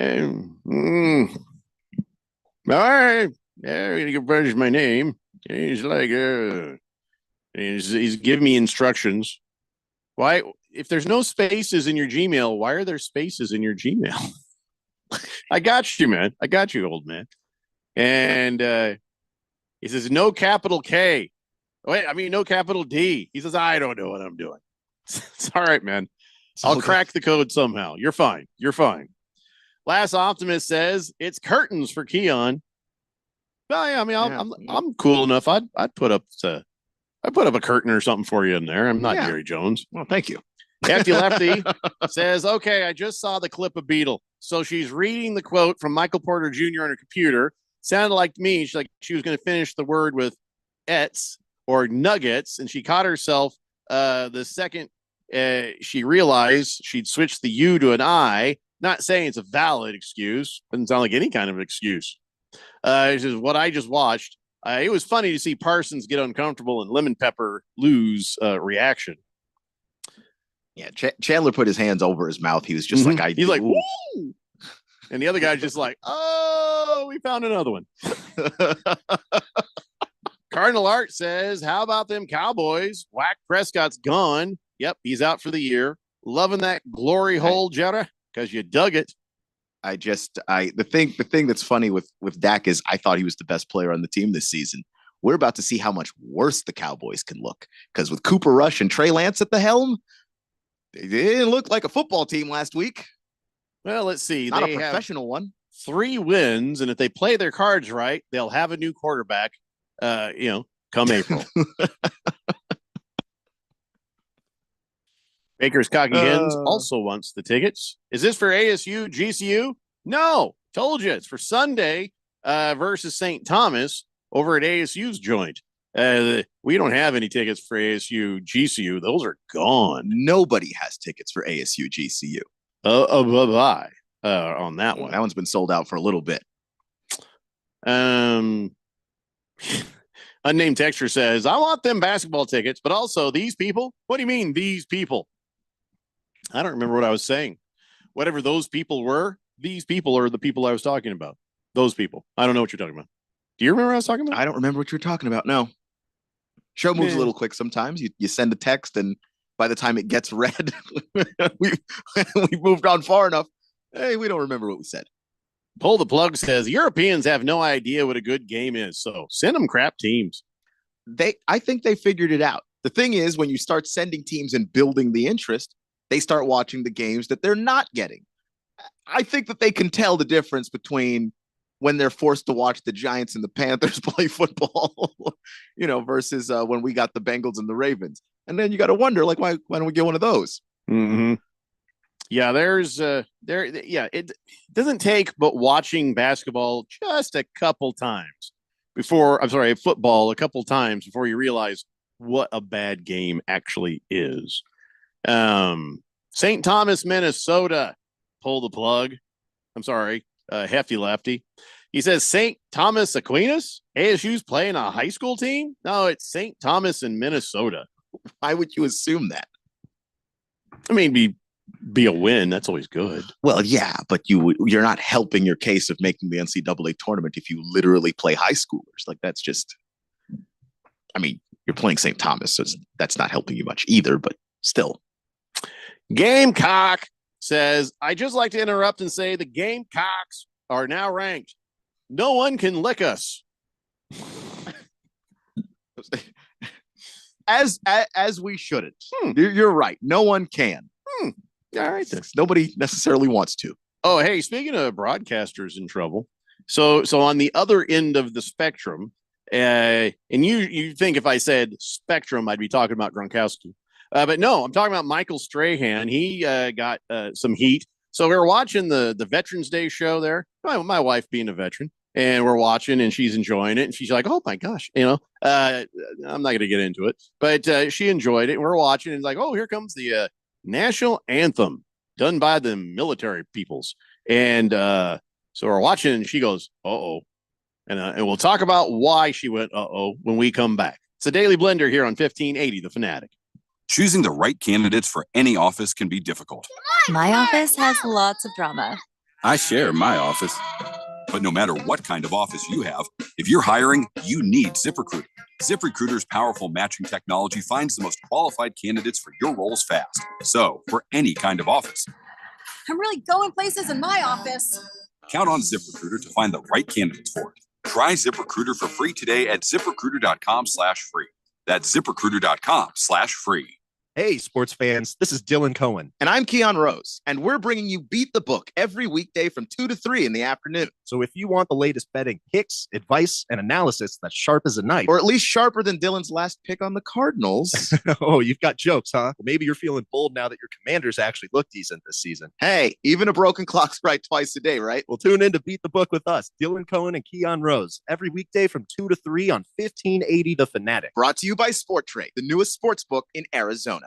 Direct savings and client focus, the cornerstones of the Diamond Dave philosophy. Hi, I'm Diamond Dave Cantor. My team and I at Desert Wholesale Diamond can be your trusted friends with an inside scoop on the diamond world. Just like they are to thousands of people around the world. And just like we have been for over 34 years. At Diamond Dave's, it's all about the diamonds and the savings, not paying for high-end retail locations or the overhead of a mall. You stand to save big time with our by appointment professional office approach combined with direct importing. When you choose Diamond Dave's, you choose huge savings, top quality, and excellent service. Call, email, or message us for an in-person appointment.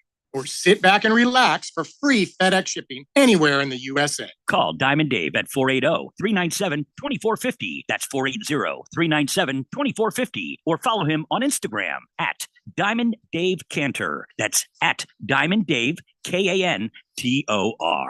William is one of millions of Americans who uses GoodRx to save on the cost of their prescriptions. My oldest daughter, Camilla, 2 days old, she had to have open heart surgery. All of a sudden, she's on 5 different medications. It adds up at the end of the month. Me and the pharmacist got so tight. She said, GoodRx save you a lot of money. Saving that extra $200-300 a month. We're able to do all these extra activities. So it puts less stress on our household and it puts less stress on our pockets. Download the free app or visit GoodRx.com and start saving today. GoodRx user compensated for their time. GoodRx is not insurance, but can be used instead of insurance. Now open in Scottsdale. It's United Forte Custom Door Showroom with 40,000 Euro doors and hundreds of state-of-the-art designs and finishes on display. Plus kitchen cabinets, bathroom vanities, and more. All at wholesale prices. Builders, contractors, designers, and yes, you. Come see our showroom on Greenway Hayden Loop. That's United Forte, Porte.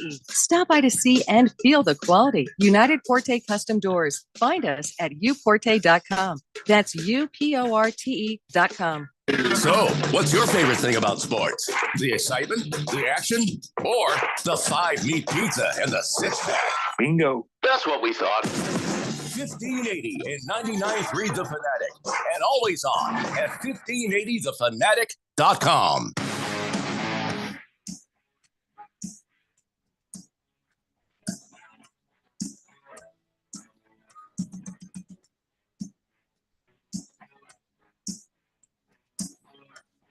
Hey, Blender here on 1580 The Fanatic.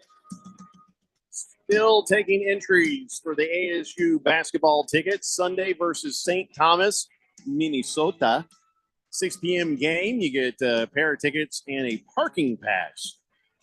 So don't ask me about the GCU. Those are gone. So 888-368-1580. So before the break, we were talking about Michelle Beadle's issues. And then I said, well, there's another guy who's getting some backlash. And so what happened is the Veterans Day stuff was happening. The Fox football show does it every year, and they do a great job with it. It's really cool. Although Gronkowski jumping out of the helicopter, that was lame as hell. And even Strahan was like, he was like 5 feet. Wasn't a big deal. They brought this helicopter, and you thought he was going to jump in like the SEALs do, like from up here. And he was just like here, and it went. It was not a big. It was huge disappointment. But okay, whatever. You can't kill a former Hall of Fame tight end on national television. It's not a good look. He couldn't have done one of those jumps with a professional. Well, he did. Yeah, well, I mean, they pushed him out of the helicopter. But I mean, yeah, I don't know what. I mean, I don't know. I don't know why it was lame, but it kind of was. So they're all standing there together later on, right? So the entire crew from the Fox football show, and they start up the national anthem. And so then, Terry Bradshaw takes off his hat, puts his hand on his heart, Jimmy Johnson tries to remember where his heart is. Oh, there it is. And Gronk even, he started out on the wrong side, but then he moved over to the other side when somebody motioned to him.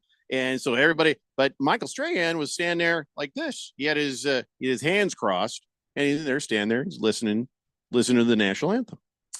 And my wife was like, oh, she's like, you think he's protesting something? And I'm like, no, I don't. I honestly, I didn't think so. I'm like, no, Strahan's cool, man.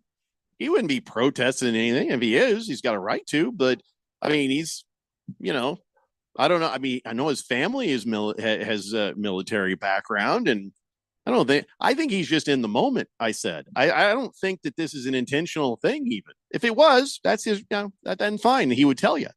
And so I didn't think anything of it. I'm like, yeah, they kept the camera going. And they're like, all right, fine. And later on, they all said things, and he was like, oh yeah, thank you for your service to all the veterans out there. And, didn't think another thing about it. Well, online was a different story. Everybody lost their damn minds about this. And, it's disrespectful. Oh, they should fire him. He needs to be removed from the NFL on Fox. Get him out of here. And everybody was just like, just crazy towards it. Of course, on Monday, he just says, just as I honor my father, I keep all of you in my thoughts each and every day. We would not have the safety and freedoms we cherish without you. And but people are still like, fire him because he's disrespectful. And then his little bald midget friend, Glazer, Jay Glazer, comes out and says, I ain't it at all. He was just in the moment. And I was like, that's what I said. He was just, no, the Strahan not protesting, not against the United States, not against the armed forces. It was just one of those things where he was just sitting there really in the moment and didn't move his hand up to here. He wasn't kneeling. And it's a respectful thing if you just cross your arms. He wasn't on his phone. He didn't turn his back. I'm trying to understand how do you even get a protest out of that? Like, people get very, very sensitive about that stuff. I find it weird. I mean, Twitter just went on fire. Twitter is not a reasonable anything. Like, I just do not care what people on that app, on that website think about anything. It's not full of people who make sense. And of course, like, Twitter likes to mess with their algorithm to where they got the most extreme opinions. Those are the ones you're most likely to see because it gets them engagement when you argue, and then they can tell the advertisers, look, this is how much activity we have going on the website. That Twitter is not here to explain anything, and so it's always the worst, most extreme people on Twitter. I can't take Twitter as a representation of actual life. Oh, absolutely not. It's not real. It's not a real place. I don't think about it. Neither is Facebook. Neither is Instagram. Neither is any of them. None of the social media places. No. So, no, Michael Strahan was not being disrespectful. He was not protesting anything. I don't know if he has spoken up yet, and maybe he doesn't feel like he needs to. He's like, what's this big deal about? Why justify that with a comment? Especially people on Twitter. Like, of all the people you're going to address, because like this is actually the first time hearing of this, but I've also been on Twitter a lot less lately. I just don't like it on there. It's gotten worse. So I don't, I don't really know. And when you're off of Twitter and you're just talking to real actual people, like, nobody cares about this. Just dumbasses on that website. Everybody wants a thing to yell about, scream about, and be upset about. And again, if he did have a protest in his mind, he wouldn't have been there. You don't show up on a Navy base and hang out with Navy SEALs and all the sailors and the generals and the this and the that, and they've gone other places, other armed forces, and hung out with them. You don't go and do this if you got a protest in your mind. He wouldn't have been there. He just simply wouldn't have gone. And so no, this wasn't a protest. So he didn't reach up and put his hand over his heart, but he stood there. Everything else he did right. Yeah, I haven't every time put my hand over my heart.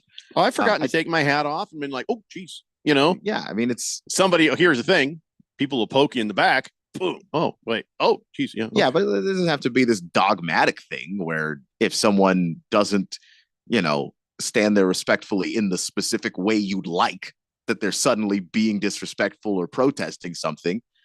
He didn't kneel, which was, according to a Navy SEAL, a respectful thing for Colin Kaepernick to do. It just doesn't matter. He didn't turn his back. He didn't do anything. To the people who want to be mad, it doesn't matter what you do. So, yeah, Michael Strahan is not that guy. Last Optimist says, read that Strahan is a military brat and contributes to veteran charities. Until he says something anti-U.S. or anti-anthem, I'm giving him the benefit of the doubt. Yeah, I think we all should. You should always give the benefit of the doubt. And that's why on the couch, I said to my wife, I'm like, yeah, I think he's just in the moment. And she was like, as a reasonable human being, yeah, you're probably right. If you want to be disrespectful, like there are easier ways and more obvious ways to go about doing it so that people are 100% aware of your disrespect, because the people who want to be disrespectful want you to know that they're being disrespectful, and crossing your arms in front of you isn't that. Yeah, you just this needs to go away, and it will. Slow Mo Zo says, I quit all social media 3 weeks ago. Never felt better. Keon's right. It's full of people trying to get a reaction. Yeah. That's probably why I fail at it so badly. I don't know. If something occurs to me, I'll post it. But I'm not really active. Yeah. I haven't really tried to be people's friends and stuff. Yeah, I've just been scaling it back for the last few years, but it's just gone downhill even worse than it was before, and it was never that good to begin with. Devil Hawk says, so cancel Michelle Beadle, but not Michael Strahan. Michelle Beadle said a racial slur. Michael Strahan just stood there listening to the song. Also, nobody said anything about Michelle Beadle being canceled. I never said cancel her. I just said she seemed awfully easy to say that word for her. It's something to be concerned about. I believe Jeffrey's exact words were, and I agreed, to just squint from now on when you see Michelle Beadle. Yeah. Nobody said anything, but that's exactly the mindset that I'm talking about. That's that Twitter nonsense mindset where you criticize somebody and then someone goes, so you're saying they should be canceled? No, nobody said anything about canceling anybody. What are you talking about?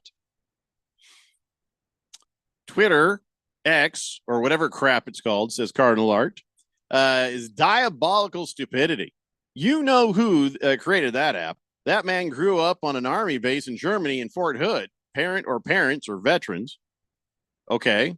And I'm not really following I think those are two separate thoughts that needed to be separated by a period. And even then, he was talking about Strahan. Like, Strahan's not being disrespectful because he grew up on a base.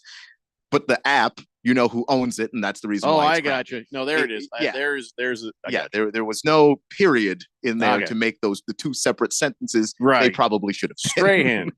I was going to say Elon Musk did, really? Yeah. I didn't know that.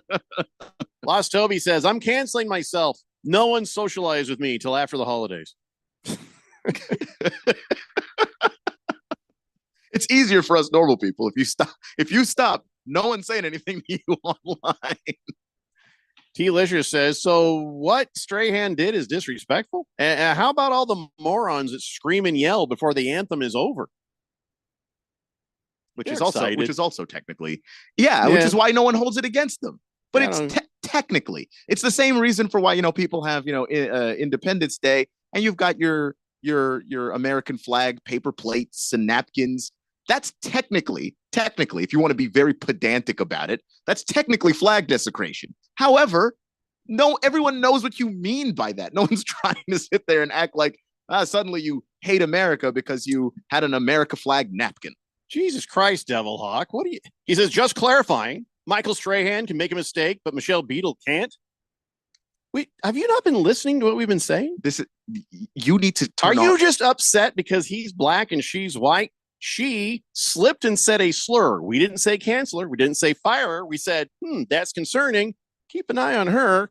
And Michael Strahan, we explored the idea and we're like, no, he didn't do anything. He's just sitting there crossing his arms. What are you trying to start here, Devil Hawk? He's trying to project. He thinks that that's what people are saying because that's That's what he's been spoon-fed by all the news he's been watching, is that everybody wants to cancel everybody. That's not happening, okay? It's just not happening. Just would love to cancel stupidity, but here we are. Because Devil Hawk, nobody said anything about canceling Beetle. The podcast of this show will be up later.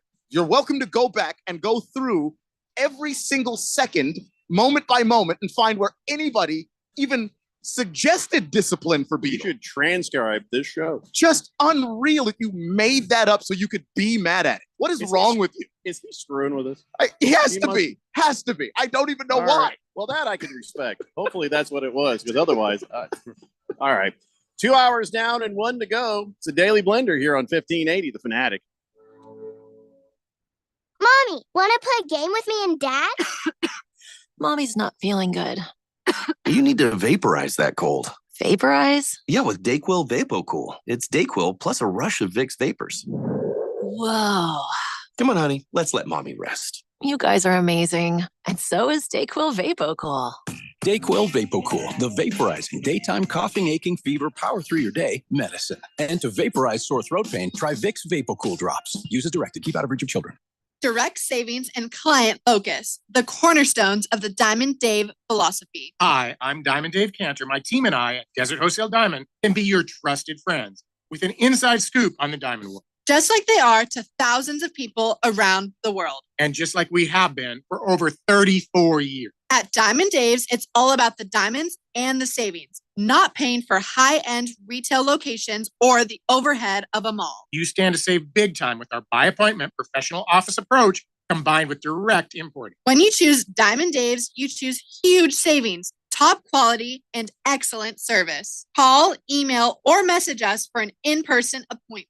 Or sit back and relax for free FedEx shipping anywhere in the USA. Call Diamond Dave at 480-397-2450. That's 480-397-2450. Or follow him on Instagram at Diamond Dave Cantor. That's at Diamond Dave, Kantor.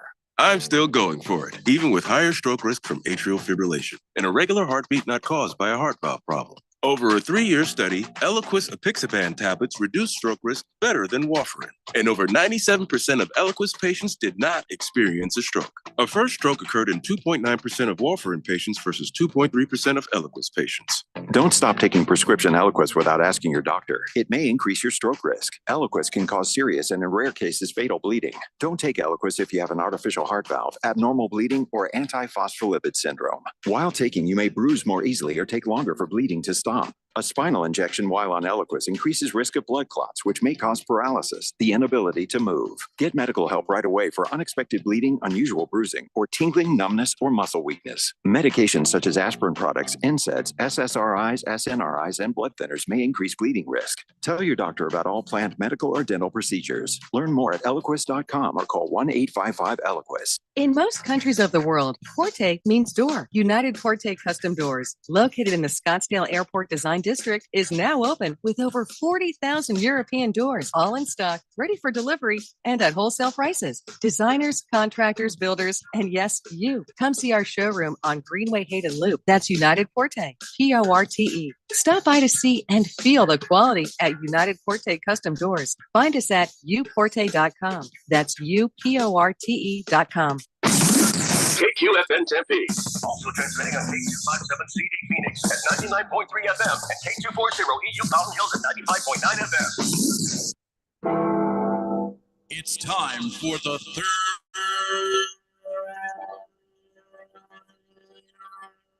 hour. Quiet, people, settle down because it's time. For what? Showtime. When does it start? Right now. 3, 2, 1. Let's get on with the show. Let's do it.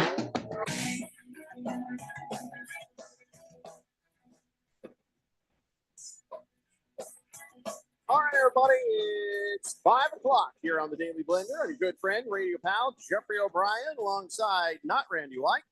He hopefully be back tomorrow. We got Keon Rose in the control room. And you guys are on the Fanatic text line, 888-368-1580, as we broadcast live in the Harman Solar Studios in Scottsdale. Congratulations, Beer Nuts. I fired up the old random number generator Number 27 got him the win, and so he is going to the game. So congratulations to you, Beer Nuts. You be looking for the email letting you know about the tickets soon. Oof, I'm still having a hard time here. I'm still fighting, stomach. I got the Yeah. Yeah. It's not a great feeling. Not a great feeling at all. But I'll be fine. I'll get through. Let's see here. We got some stray texts that I got to read and take care of. The historian says the Cowboys season. Okay, he's sending me text saying the Cowboys season. Again, I don't know why I always laugh at these bye week ones where the bye week wins. The bye week 21-17 over the Cowboys. Baker's Cocky Hen says, yeah, if you're not interrupting others from how they celebrate the anthem, who cares what anybody else does? That's pretty much the damn point of America.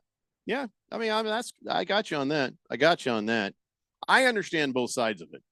I understand being patriotic, but I also understand, that patriotism comes from a place that gives the other person there a right to do what they feel like they need to do. So, yeah, and the mistake, if it's one thing, if it's a mistake, but it's another thing if someone is protesting, that protesting is coming from a place of patriotism. Like usually people protest because they want America to be better.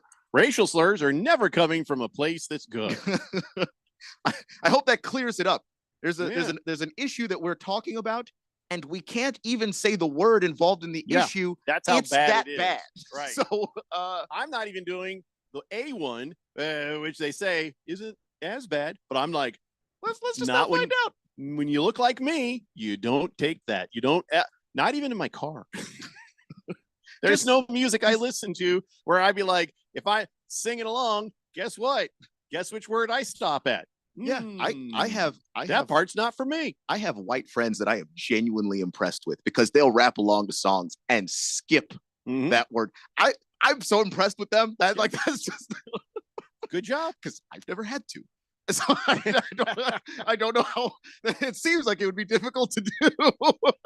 Just saying, we've lost that. Listen, we've lost that. We've lost that word. We don't get that word. If you want that word, that means maybe there's something you need to think about inside of you. You know what I mean? Yeah. Gamecock says Michael Strahan's Gap is not patriotic.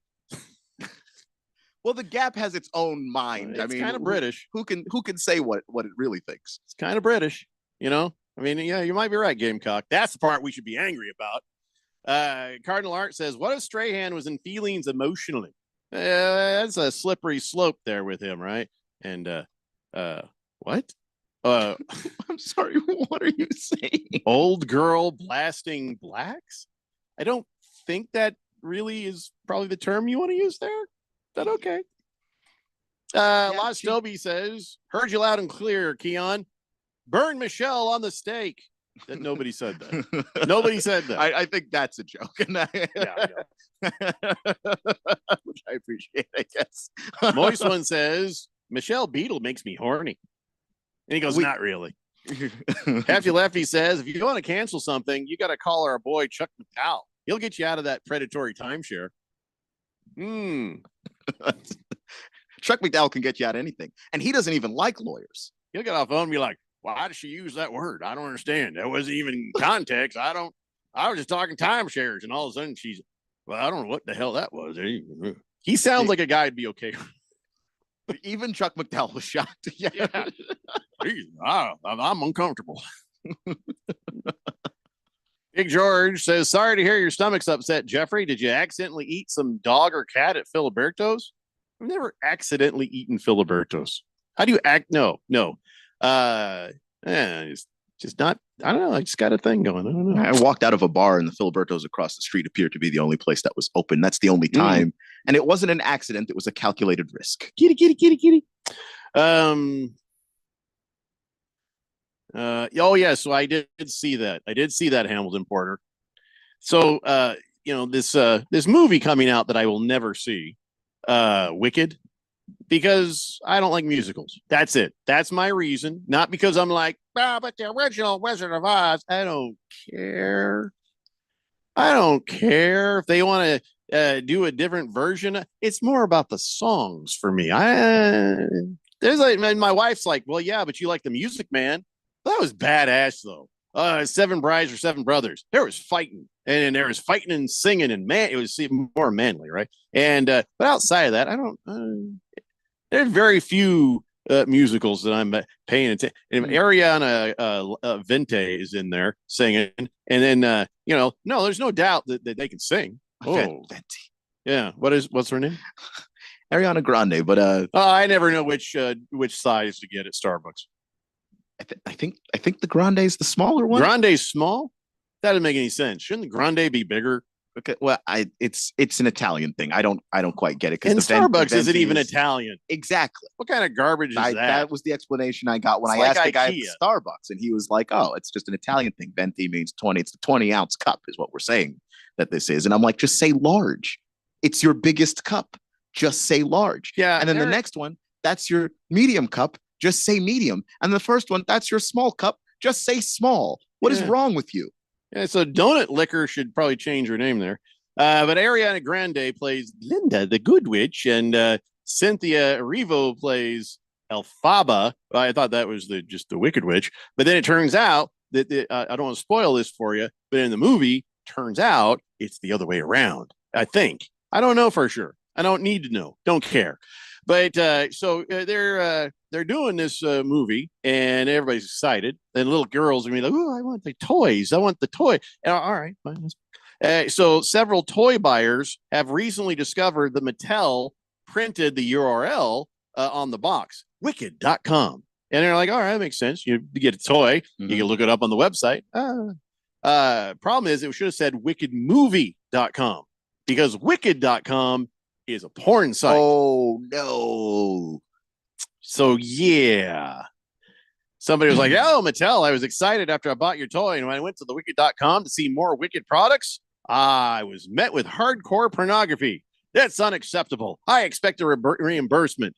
But here's the thing. I didn't go. I read this. But when you go to the site, there's a black page that says, hey, you should probably know that this is a porn site. That's before you go any further. Don't click here unless, I think that's legally required. Like, it has to let you know that that's where you're headed and that's what you might see. Yeah.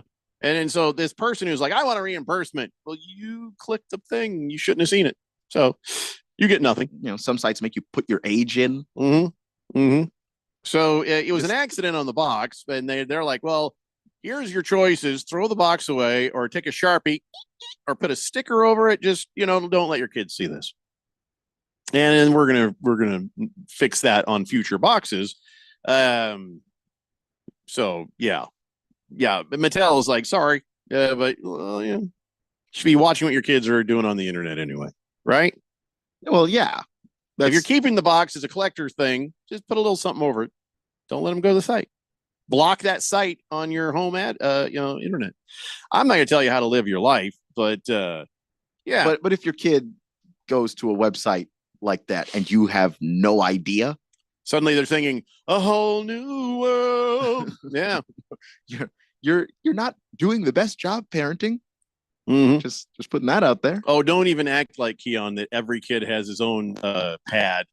Parents aren't parenting anymore. They're pad parenting. Here, take this. Shut up. Go over there. Yes, I know. I have friends who are like that. They just handed out tablets and stuff to all their kids. But that stuff is all.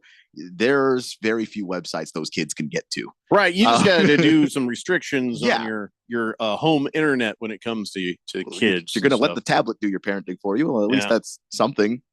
And then just trust me, they'll find a way. I mean, it's kids. You can't really stop them, but you're supposed to slow them down.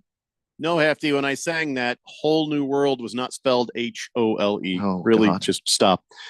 Moist One says, upon further review, there's no nudity on the website unless you get a membership. So this person who says, I need a reimbursement to pay for my new membership.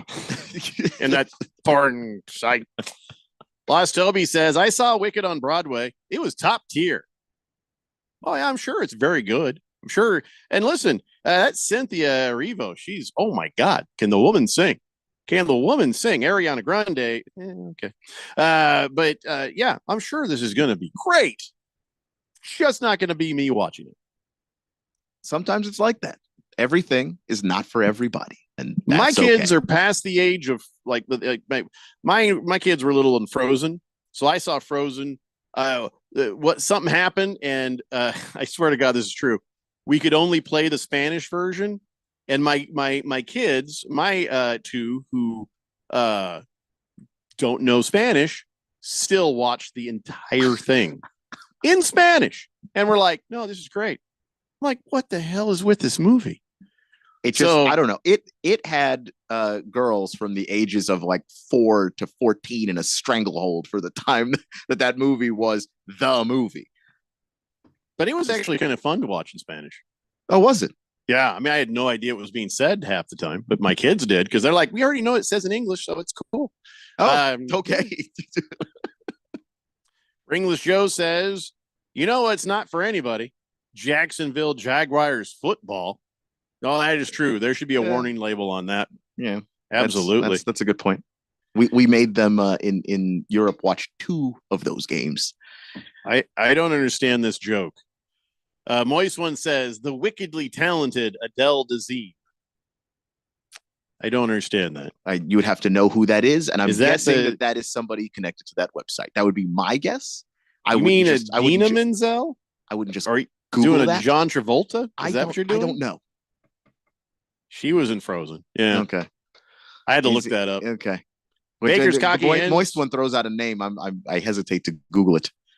Baker's Cocky Hen says, my daughter turns 5 next week. Frozen is still that big. Yeah, but you chose to play it for him. So. Yeah. Hefty Lefty says, at least the children will be met with good production value at Wicked Pictures. Could be way worse. Could be stuff shot in Scottsdale on a well-known black sofa. I mean, they got to start somewhere, right? Hurry Harry says, when the temperatures rise and we all get a little out of control, everybody needs to take a big breath and reiterate the word vaginale. Now, don't we all feel better? It's unnecessary, Hurry Harry. You just suddenly say vaginale. It just came out of nowhere. Didn't need to happen, but I'm going to scroll back. I think Hurry Harry is the one who just occasionally puts that back out there and it's never too much. He says it and then he's gone for a while and then he comes back. It's never too much, which I appreciate. Mm-hmm. Hamilton Porter says, hey, Lions are 14-point favorites against Jacksonville. I would take the over on that.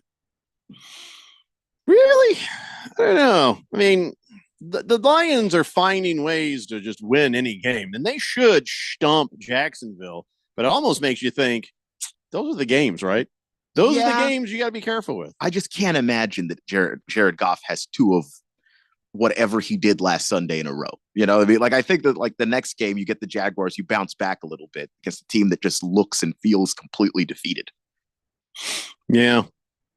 Slomo Zoe says, I remember when I was growing up, it was whitehouse.org, whitehouse.com sent you to a porn site. Yeah. The people who didn't realize that has to be a .gov. Mm-hmm. All the porn sites bought every other associated web address. Just well, this is more than I've wanted to talk about Wicked, to be honest. Both the site and the play / movie. Yeah. Yeah. I mean, I'm sure it's great. I mean, do what you want. You know, all you people with kids and all you people who are Broadway fans and Moist One. Everybody just enjoy it. Just enjoy it. Baker's Cocky Hen says, I heard today that karmic energy has been released by the universe. Oh, really? What's that? Goff coming back to reality and seems to think he's playing outside. Hopefully they don't go to Dallas this season. What are you talking about? What did I miss now? Did he say a dumb thing? I think what he's saying is Jared Goff had an outdoor game, a game against the Packers, where he, normally is not known for being great outside of a dome. Weather game, Jared Goff looked really, really good. So here's the thing, Baker's Cocky Hens. They said he was bad at cold weather games, and he was until they said it out loud. He heard it, and all of a sudden, he got just perfectly fine playing in cold weather. So now the whole thing about the stadiums, he sorted that out too. He may not be the smartest guy, but when you tell him something, he's like, oh, and he fixes it, now that's a non-issue. Cold is a non-issue. Outdoors is a non-issue. He's just, I don't know what he is between the ears, but he's a good quarterback. He is, yeah. And he's figuring out stuff where he's not been, but good quarterback. He was just saying it's the karmic energy, and Goff now playing an indoor game against Houston looked truly awful. Oh, I see what you're saying. Yeah, he was just trying to make a joke. Well, say it out loud and he'll fix that too. Coom says, I told you all the Dolphins were going to have that win. He did. No, he did. Mm-hmm. He said, Rams less than the Cardinals. Cards barely won against the Dolphins. Take the Dolphins, he said. I didn't really follow the logic there, but he did at the end say, take the Dolphins. I did think I did have some thoughts about the Dolphins, but it just wasn't enough for me to change my pick. So my wife said, she's like, I'm going to change my pick to the Dolphins. And then she just never got around to it. Then she's like, Big George says, what's wrong with the White House? That's a nice store. Kind of like Kirkland. Yeah, okay. Hefty Lefty says, we could talk more about this cinematic masterpiece that is The Music Man if you like. No, thank you. No. Hamilton Porter says, pretty sure Goff went Dallas and did just fine. Well, I don't know whether anybody's talking about anymore. Jared Goff already played in Dallas, and that was the 40-point stomping in that city. So the whole dome thing, he's just he's poking a hole in the joke. We have hyper focused in on Jared Goff in a way that I did not anticipate. Ew. Taco Kenny says, all those new dome stadiums, how many outdoor stadiums are there anymore? Not many. I like the outdoor stadiums. I think there should be a good balance. Let me look it up. How many outdoor NFL stadiums are there? 22. That can't be right. Well, I mean, technically they're all outdoor. It's just some of my roofs. I guess. I mean, you have a lot of the good weather stadiums. Only 10 have domes or a roof. Wow, that can't be right. Maybe because obviously Miami doesn't need a dome or a roof. LA, you've got two teams sharing that building. They don't need a dome or a roof. You could probably play, and also, are they counting the stadiums that have a roof that can open and close? Because Houston can open their roof if they need to or want to. Atlanta can open their roof if they need to or want to. Who else can? There's a few teams that can got the retractable roofs there. Yeah, I need somebody. I need a grown up because I Googled it and it keeps saying there's only 10. And then of course there are the cold weather teams that just don't give a damn. They play out in the cold, like Green Bay and Washington and New York and Buffalo. Minnesota. They say 10 are domes or have a roof of some kind, 5 being retractable. That doesn't sound right. Is that really?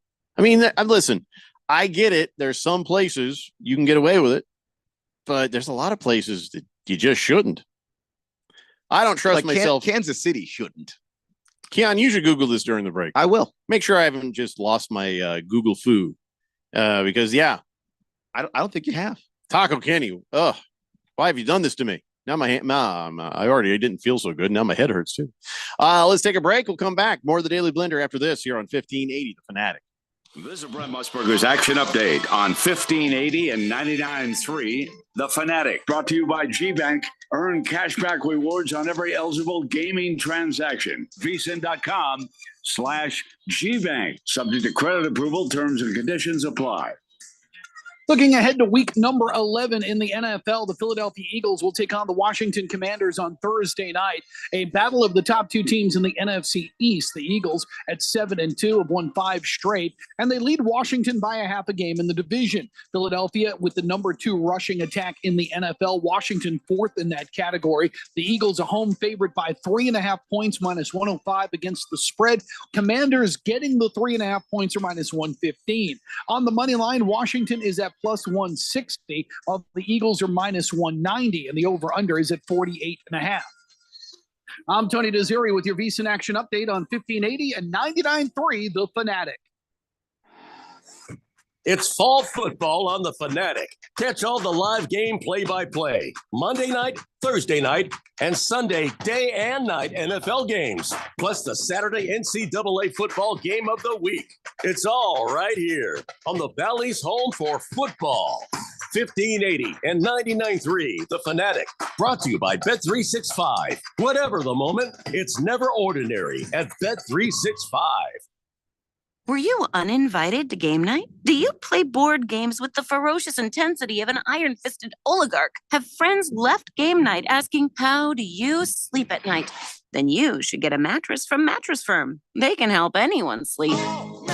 It's Mattress Firm's Black Friday sale. Save up to $500 on Tempur-Pedic. Plus, get a $300 instant gift. Take 120 nights to love it or your money back. Get matched at Mattress Firm. Sleep at night. Restrictions apply. See store or website for details. Let's say you've got questions. You're looking into solar, but you don't know where to start. Well, Harmon Solar has the answers. Hi, I'm Jeffrey O'Brien, and listen, there's a couple of ways you can go here. One, visit harmonsolar.com, browse around, because right across the page, they got links to all sorts of great information, like frequently asked questions, equipment, tax credits, even testimonials. Or just give them a call, 800-281-3189. Ask them directly. They'd love to hear from you. That's 800-281-3189. Or just go to harmonsolar.com. Now open in Scottsdale. It's United Forte Custom Door Showroom with 40,000 Euro doors and hundreds of state-of-the-art designs and finishes on display. Plus kitchen cabinets, bathroom vanities, and more. All at wholesale prices. Builders, contractors, designers, and yes, you. Come see our showroom on Greenway Hidden Loop. That's United Forte, P-O-R-T-E. Stop by to see and feel the quality. United Forte Custom Doors. Find us at uporte.com. That's uporte.com. The GCU men's basketball squad is coming off their winningest season in 35 years, their third trip to the NCAA tournament in 4 years, and their first ever NCAA tournament victory. Returning 4 of their 5 starters in Ray Harrison, Colin Moore, Duke Brennan, and reigning WAC Player of the Year, Tyon Grant Foster, the Lopes look to defend their WAC titles and make a run to the Sweet 16. With a non-conference slate, including Stanford, Georgia, and crosstown rival Arizona State, you won't want to miss a moment of the action. So join me, Michael Potter, and Lopes insider Paul Coro all season long, right here on the home of the Lopes, 1580 The Fanatic. Lopes up. We put you so close to the game, you can almost smell the sweat. Ooh, awkward. GCU basketball is live on the Fanatic. GCU men's basketball in action this Thursday night against crosstown rival Arizona State in the Hall of Fame game. Tip times at 7 p.m. Michael Potter and Paul Coro have the call live for GCU basketball on 1580 The Fanatic and always on at 1580thefanatic.com.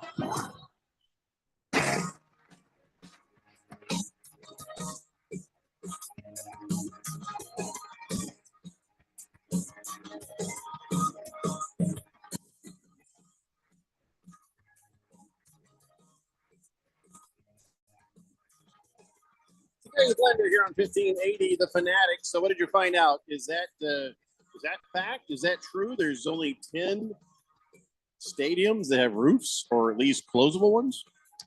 Yeah.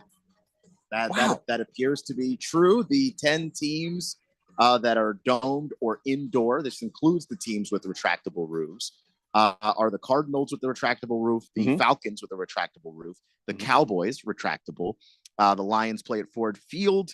That's a dome. NRG Stadium where the Texans play, that's retractable. The Colts have a retractable roof.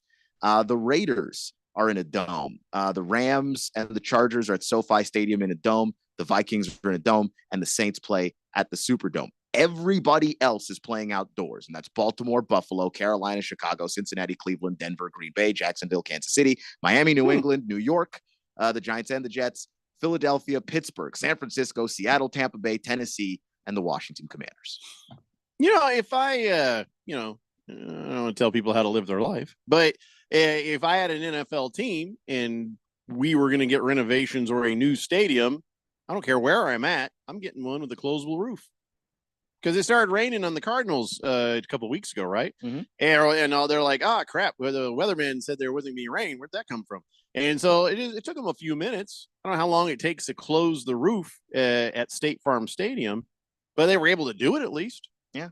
So, I mean, I feel like, hey, Buffalo, get a new stadium, put a roof on it, have it open up, and leave it open as long as you want. Yeah, go ahead. Let this snow come in for all you care. Let it be cold if that's your thing. But then when the game gets crazy, there's been some games where it's just like, it's too much. It's way too much. Close the damn roof. Yeah, I like a good snow game. Have the option is all I'm saying. Right? I like the silly cartoon snow game where it's just like you got players wading waist deep in snow. Sure. I And think then it turns into fun. the fog game and we can't see it anyway. There's that happens. Yeah, they're right up on the near Niagara Falls, and the fog does roll over from there. I don't know. And usually about the time of year that happens, these are important games. But the thing is, like, I can tell the Bills have learned to play in that. And it's been an advantage for them that teams, if they've got home field advantage and you've got to go to Buffalo, you're the one that has to adjust. They already play there. Mm-hmm. Last Optimist says, only Broadway show I've seen was Team America World Police. Everyone has AIDS. All right. You didn't realize that was a Broadway show at some point. Didn't know. He says it was in the movie. Oh. Well, I didn't watch the movie, so. Random Texter says, hey, now the election's over. What do we have to do to get all these stupid election signs taken down? Flamethrower? I don't know. They're supposed to take them down. Yeah, some of them are still up. Most of them are down where I am, but there's a few that are still hanging out. You could report them, I guess. I don't know. I'm too lazy, so it doesn't really bother me. Alan Porter says, hey, did you guys see the Rays Stadium? It'll cost $55 million to repair that roof. I say, screw it, save the money, and just, hey, look, we're an outdoor stadium now. Especially if you're like in a hurricane area like the Rays were. Yeah, maybe. Ringless Joe says, hey, when you can win a game against a division leader where you had 5 interceptions, what games can you lose, right? Yeah, it does look like the Detroit. Yeah. If you can survive that, there's not a whole lot that can take you out. But they have lost 2 games this year. So Ringless Joe says, I'm absolutely pleading with the Titans to win this week. Please, please, for the love of all things holy, just win this week. Been there, man. Hefty Lefty says, is Shapoopy a public domain song yet? Because that would be a terrific bumper song to come back from break with. An elite choice, if it follows one of them Pepto-Bismol commercials. No, Hefty Lefty, we're not playing Shapoopy. Heavy Metal Maniac says, please, can Jerry Jones sell the team? We really suck. We really suck now. We'll suck in the future. We'll suck forever as long as Jerry Jones is the owner of the Dallas Cowboys. How is Mike McCarthy still coach and we can't win until Jerry's not the owner? Sell. It's going to have to be, and I don't know what it takes because Jerry's kind of the most powerful owner of all the owners in the league. It's going to take crimes because that's what it took for Dan Snyder. That's what it took for Jerry Richardson in Carolina. Sterling. Yeah. Donald Sterling, crimes. That's what it's going to take. Crimes. Oh, they almost got Robert Kraft, though, didn't they? They almost got him. They almost got him. And even that, it would take not just crimes. It would take either a crime so heinous that you'd lose advertising or crimes that actually specifically mess with the league's bankroll and mess with the money that the league is trying to make, which is what Dan Snyder did. Dan Snyder was stealing money from the NFL, and that's why he no longer owns a football team. Baker's Cocky Hen says it'll take death. Yeah, for that to happen, you're right. But they're not going to sell. So, if the family is the issue and not just Jerry, I don't know what to tell you. I think it's just Jerry. Okay, because we'll find out if his son is exactly the same, but I don't think so. I think Jerry, he's not as impulsive. Yeah, I think Jerry is the probably the main reason. But I don't know if Stephen Jones is capable of hiring the right people and then letting go. Just back up and let them do their jobs because he's involved. Learn that from Dad. Yeah, I mean he's involved with the front office already. Ringless Joe says Mike McCarthy's nowhere near as bad as Mike Eberflus. If Mikey loses this week, he'll have the worst record of any Bears head coach. And he knows this. That's why he fired Shane Waldron like he should have done. That's that I'm about to be fired move. Yeah, where they always make. You cut the dead weight. You hope that something changes and saves your ass. Even if he wasn't the dead weight, he's like, I got to fire somebody other than me, because I'm about to get fired. So I got to look like, oh, Jesus is coming. Look busy, Yeah. Last Optimist says Rays already had a plan to leave that stadium and replace it. Yeah, so why would they fix it? Baker's Cocky Hen says, I hear Steven has a curtain guy. For the window? Well, he's not going to be able to implement it until Jerry's gone. So just maybe tint it. Maybe a little tint on there is all you need. That's all. It just doesn't need to be direct sunlight coming in through the window right at the eye level of your players. And by the way, Jerry Jones now is like, well, that's a home field advantage. No, it's not. In half the time your team is getting the sun in their eyes, how is that an advantage? Yeah, like it's a home field advantage if your players know how to handle it. Like we were talking about Buffalo being in an Oakland Stadium. Light in your eyes like that. If you play in that Buffalo Stadium in December, the wind is swirling because it's coming off of the Niagara Falls. And if you have a strong enough quarterback, it's cutting through the wind. The wind doesn't really affect you as much as it would affect somebody else. Well, Josh Allen's got a really strong arm. Josh Allen can also run. The Bills are also really good at running the football. So if you're the Dolphins and you go up there, might be a little bit of a struggle for you because Tua doesn't have the same kind of arm. That's a home field advantage. What the Dallas Cowboys have is something that hits them and hurts them just as equally as it hurts anybody else. No advantage. There's no advantage. Because here's the thing, you're like, oh, their receivers can't see. Guess who else can't? Your cornerbacks, your safeties. They can't see either. Your receiver can't see because if you're on offense when that light is there and you've got the ball, CeeDee Lamb, he couldn't see. He won the route and was open. And part of it was that the ball was thrown behind him. If it was thrown in front of him, he might have actually still been able to try and make a play on it. But it was thrown behind him and he couldn't adjust because he couldn't see it. Yeah, you can't see, you can't catch. That's just not an advantage for you at all. Taco Kenny says, growing up in Inglewood, California, that roof at SoFi is always closed because the bullets falling in. At least in my days living there.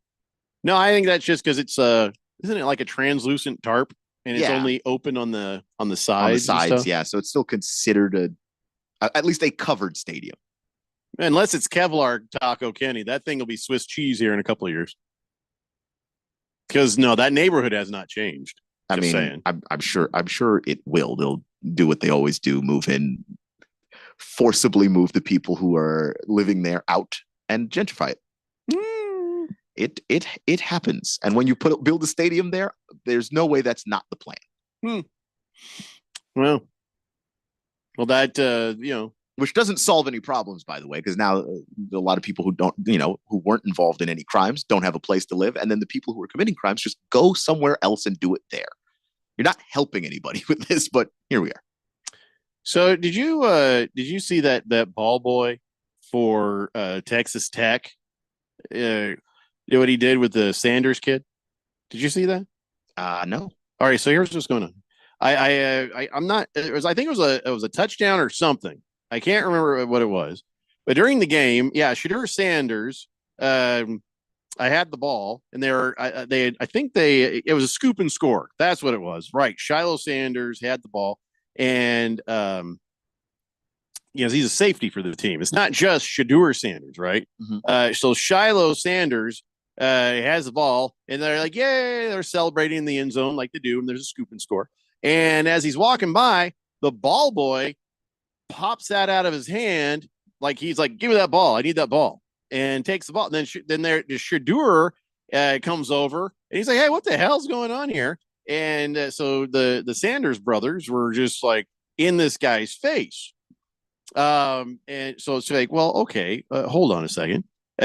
So who's right here? In college, do you get to keep the ball if like something cool happens, you get a touchdown or whatever, or do you have to give the ball back?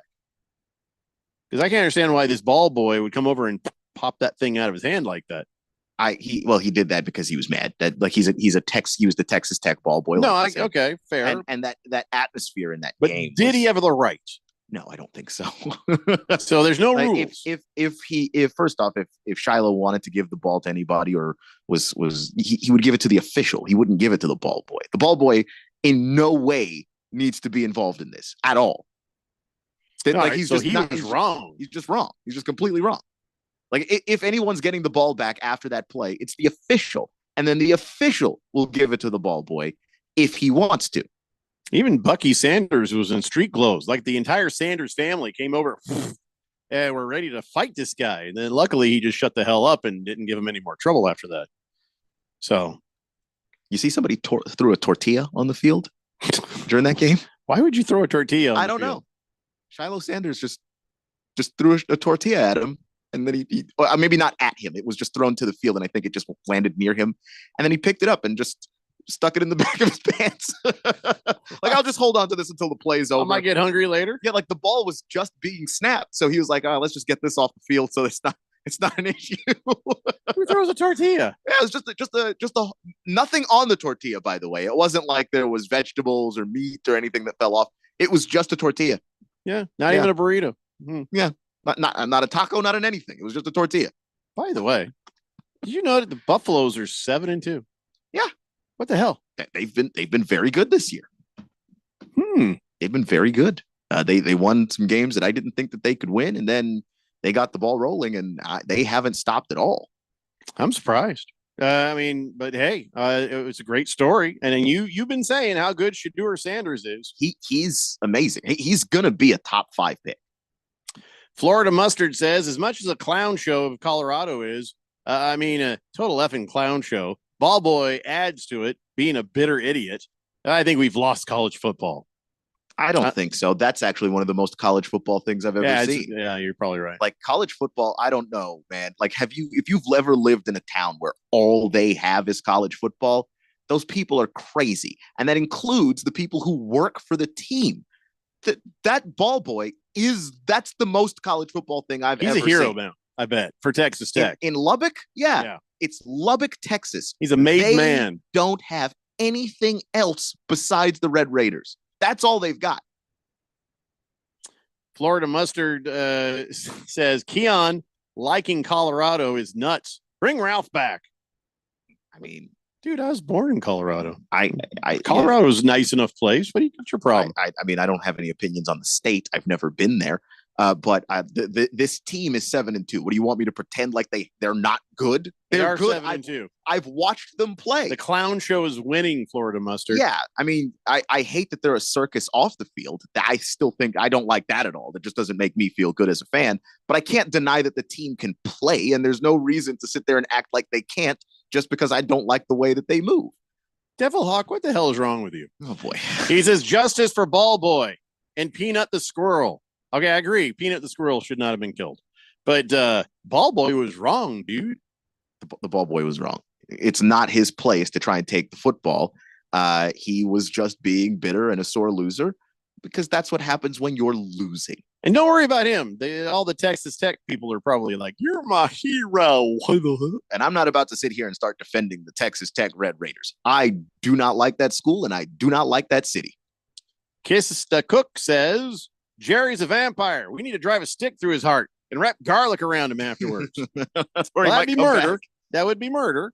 Well, not if he was a vampire. You got to prove he's a vampire. That's true. You can't just go staking people willy-nilly. If you stake him and he doesn't turn into dust, you've just committed a homicide and you are going to prison. That's a risk. That is a risk. You've got to be 100% sure that's a vampire, not just a really old guy, which he appears to be. Coom says, wait a minute. Don't elite receivers train blindfolded? Oh, that was unacceptable. I once saw Jeremy Shockey catch a ball through sheetrock. If you can dodge a wrench, you can dodge a ball. That's what you sound like right now. Wasn't that Jeremy Shockey commercial? Like, wasn't that like CG? I don't think that was a real thing that he did. Ringless Joe says, Jerry talks like a cartoon character and only speaks in euphemisms. We're all in. Yeah, you're right. And he says euphemisms that sometimes aren't even true. Stop it, Big George. Stop it. Big George says, the quest for an end-season tournament championship begins tonight in Utah without Yusef Nurkic and Kevin Durant. Can the Suns do it? Shut up, George. Nobody cares. Nobody cares about the end-season tournament but Ralph and the Lakers. Nobody else cares. And no, they can't. I care about betting it. That's pretty much. I just prefer that they all take a break. Just let someone else have it. Don't hurt yourself. T-Licious says Texas Tech fans throw tortillas during games. One of them weird Texas college traditions, I guess. I like a tortilla just as much as the next guy. Yeah, but I don't want to pick it up off the ground. Yeah, once it's on the ground, you can't eat it, that's all I want to do with the tortilla is eat it. Yeah, that's almost like that's a waste. Yeah. Don't be you grabbing some Lalas and chucking it out there and then wasting it. You know Lalas? You ever have the Lalas? I have not had the Lalas. No. At Fry's, the Lalas tortillas, I think those are the best. Okay. Better than even I like Mission, but the Mission ones are a little bit fat, a little bit fluffy fat. Mm-hmm. The Lalas are not too thin, but they're more authentic. I like that, and they're very good. There's a lady on there, I presume Lala. Lalas, I think, are the best. Okay, yeah. By the way, Deion Sanders with the quote of the weekend. All right. He said they were throwing everything but my mama at me. Oh, yeah. I mean, I'd rather have tortillas than your mama thrown at me. Yeah. Glendale Mullet says ASU threw tortillas all through the 80s and 90s. The uncooked tortillas that you fry up at home, they're the best. Well, back to the ASU. Why'd they stop? I didn't know that. I didn't know that either. I was unaware of this. I mean, if you're going to throw something, it may as well be. Tortillas are pretty harmless, right? Yeah. I mean, never heard of anybody killed by a tortilla. If it happens, it'd probably be the first time. I mean, if you were killed by a tortilla, it's because you were reaching for one that was about to fall and you went off the building or something. Yeah. T-Licious says Texas Tech fans throw tortillas during games. One of them weird things. I don't know that. Glendale Mullet says the uncooked tortillas. Big George says, why would somebody throw a perfectly good tortilla? What a waste. Starving kids in China. Probably weren't going to eat that specific tortilla, but And for some reason, Florida Mustard just sends clown. For what reason? I don't know. In what context? For who that was that directed at? Me? I don't know. Was it Keon? Was it the ball boy? Was it who are we clowning here? Heavy Metal Maniac says tortillas won't hurt because it's a soft landing. Swazman says back in Springfield, Illinois, our neighbors opened a place called Taco Gringo. They had great burrito called the Sancho, basically seasoned meat and cheese and killer burrito shell. They're called Jolly Tamale now. That's great. That's information I can't do anything with, Swazman. Not a damn thing I can do with that. 0% can I'd love to try it, but I'm not going to Springfield. That's fair. Now I know about some great food that I can't experience. I'll write that down. So thanks for that. Ringless Joe says Bears thinking of benching Caleb Williams. The Bears continue to ruin quarterbacks, and time is a flat circle. Why would you fire Shane Waldron and then bench him? Did they fire him? They did. Oh, they fired him today. They fired him. Yeah. Oh, funny, because I'd seen a story earlier. He's like, I'm probably going to be here next year. I mean, Eberflus is still there. No, the GM. Oh, no, he's not the GM. He's who's the OC. Who's the GM? That's the guy. Ryan Shanefield, Ryan Poles. Whatever. Somebody said they thought they'd be here next year. I think Ryan Poles is probably going to be there next year. I mean, they're just going to have to let him finish out the whatever it was that he was trying to do as a rebuild. He had a good start, man. I don't know what happened along the way, but that offensive line never got fixed the entire time he's been the general manager of that team. They got great wide receivers. Good for them. You still can't throw the ball, so what difference does it make? That's a great defense. Doesn't do anything because your offense is never on the field. We are really late for a break now. We are. Damn it. Yeah, well, whatever. I'm sure it's intentional. I'm sure like that. It's some sort of protest. Is it? I'm sure to be canceled. It's the Daily Blender here on 1580 The Fanatic. Don't let cold season make you miserable. Try the quick, drug-free solution for nasal congestion, Navage. Navage uses gentle suction to flush out your sinuses with refreshing saline, helping you breathe easier, sleep better, and feel healthier all winter long. And here's even better news. Navage is now available at select warehouse clubs in a great new value pack. It's everything you need to start breathing better fast. Check out Navage at your local retailer today. Navage, Navage. Breathe easy. The Fanatic is your home for fall football. Catch the NFL and NCAA live games on 1580 and 99.3 The Fanatic. Brought to you by Bet365. It's never ordinary at Bet365. Are you having trouble hearing? Hearing loss can devastate the quality of your life. Now, there's an affordable fix for you or your loved one. Rated in the best hearing aids of 2024 by USA Today, Audion Hearing has the highest quality hearing aids at the lowest prices. Just $189. I actually like them better than my old $5,000 hearing aids. I could not believe how my hearing and life changed. Join over 500,000 happy customers by going to audionhearing.com. That's AUDIEN hearing.com. In most countries of the world, Porte means door. United Porte Custom Doors, located in the Scottsdale Airport Design District, is now open with over 40,000 European doors, all in stock, ready for delivery, and at wholesale prices. Designers, contractors, builders, and yes, you. Come see our showroom on Greenway Hayden Loop. That's United Porte, Porte. Stop by to see and feel the quality at United Porte Custom Doors. Find us at uporte.com. That's uporte.com. Looking for a gift for your kids or loved ones? Consider getting them something they'll use for the rest of their lives. An education. Open an AZ 529 education savings plan today. Contribute just $50 a month, and they'll have nearly $20,000 by graduation. Plus, your money grows tax-free and can be used for college, vocational school, or workforce training. An AZ 529 account will help them unwrap their full potential. Learn more at az529.gov. This message is sponsored by the Office of the Arizona State Treasurer. Will Shakespeare here. Back in my day, I invented over 1,700 slang words like swagger, bedazzled, and my personal favorite, besmirch. But even I have trouble understanding slang words like yeet or bougie or this is fire. Actually, it is extremely smooth Shakespeare vodka. Okay, boomer. See what I mean? But there is one word that describes the pure quadruple distilled spirit crafted from an 8th century Polish recipe the first time you try it. So lit. I couldn't have said it better myself. Shakespeare vodka. So lit. My name is Mary Grace. Early diagnosis is key, but make no mistake, it is a devastating disease. For more information, contact us at alz.org or through the 24/7 helpline at 800-272-3900. Sponsored by the Alzheimer's Association.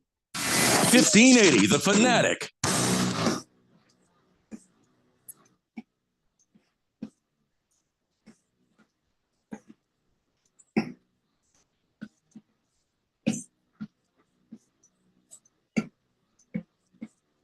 Dave Blender here on 1580 The Fanatic. So Hamlin Porter has a question. Says, hey, question. That's how I knew he had a question. Question. When Ben Johnson leaves this year, who should my Lions go after for offensive coordinator? What makes you think he's going to leave? Is he just primed to be a head coach? Yeah, I mean, he was. Maybe he gets scared to staying. Maybe Dan Campbell threatens to bite off his kneecaps. I mean, probably, but no, I don't think so, because it always makes the organization look good when you have offensive coordinators move on to be coaches. The thing is, Ben Johnson is a really, really brilliant offensive guy, and we'll see what he looks like as a head coach, because a lot of teams are going to want to hire him. What you should do, and what you should have already done if you're the Detroit Lions, and this is what good teams do, is you have somebody who is waiting in the wings, essentially. Like, this person is here to run our offense after Ben Johnson, and they already know what Ben Johnson does and likes to do and what the tendencies are, so we can keep a consistent identity, and maybe that person wants to add a few new wrinkles or add some other things, but you should already have somebody inside that organization that you're ready to promote to offensive coordinator. Well, there you go, Hamilton Porter. But here's who they should go after, Rex Ryan. For offensive coordinator? I don't know, just kidding. I don't know, I'm just messing with it. He should never coach again. Ringless Joe says the Cowboys have become the cattle. They should change their logo to a cow. Okay. Sure. And with that, congratulations to Jeremy Roenick. He has entered the Hockey Hall of Fame. Finally. And Jeremy Roenick, he was a great player. Played with a lot of different teams. Played with the Blackhawks, the Coyotes. That was our team back when we had a team. Played for the Flyers, the Kings, and the San Jose Sharks. And I guess it wasn't just him that went in. Shea Weber, Pavel Datsyuk, Natalie Darwitz, and Chrissy Wendell. All those players went in. And so he got himself finally where he should be, and that is the Hockey Hall of Fame. So that's good to hear. Yeah. Also, boy, you want to feel lazy? You want something to make you feel really lazy? Sure. How about this guy right here? I'm going to show you this guy on the screen. That guy right there. First off, how old do you think he is?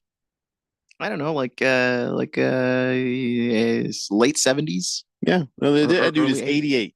Wow, 88 years old, and you see that thing he had on. That's right, an 88-year-old guy in Greece ran the Athens Marathon. Something tells me that ain't a flat ground marathon.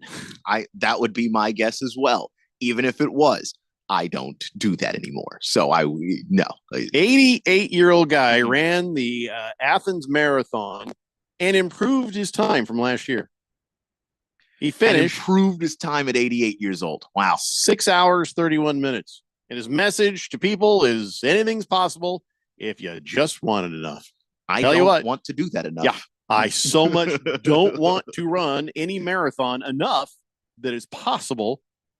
It's not just possible. It's a lock. I won't be doing it.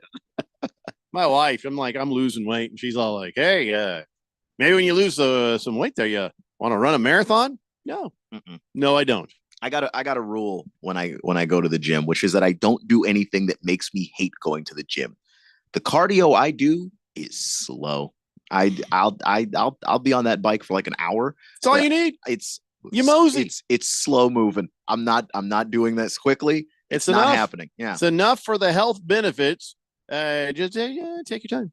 Because I tried to do it the other way. I tried to do the intense cardio. I did the Stairmaster. I did the treadmill, and I was like really pushing it.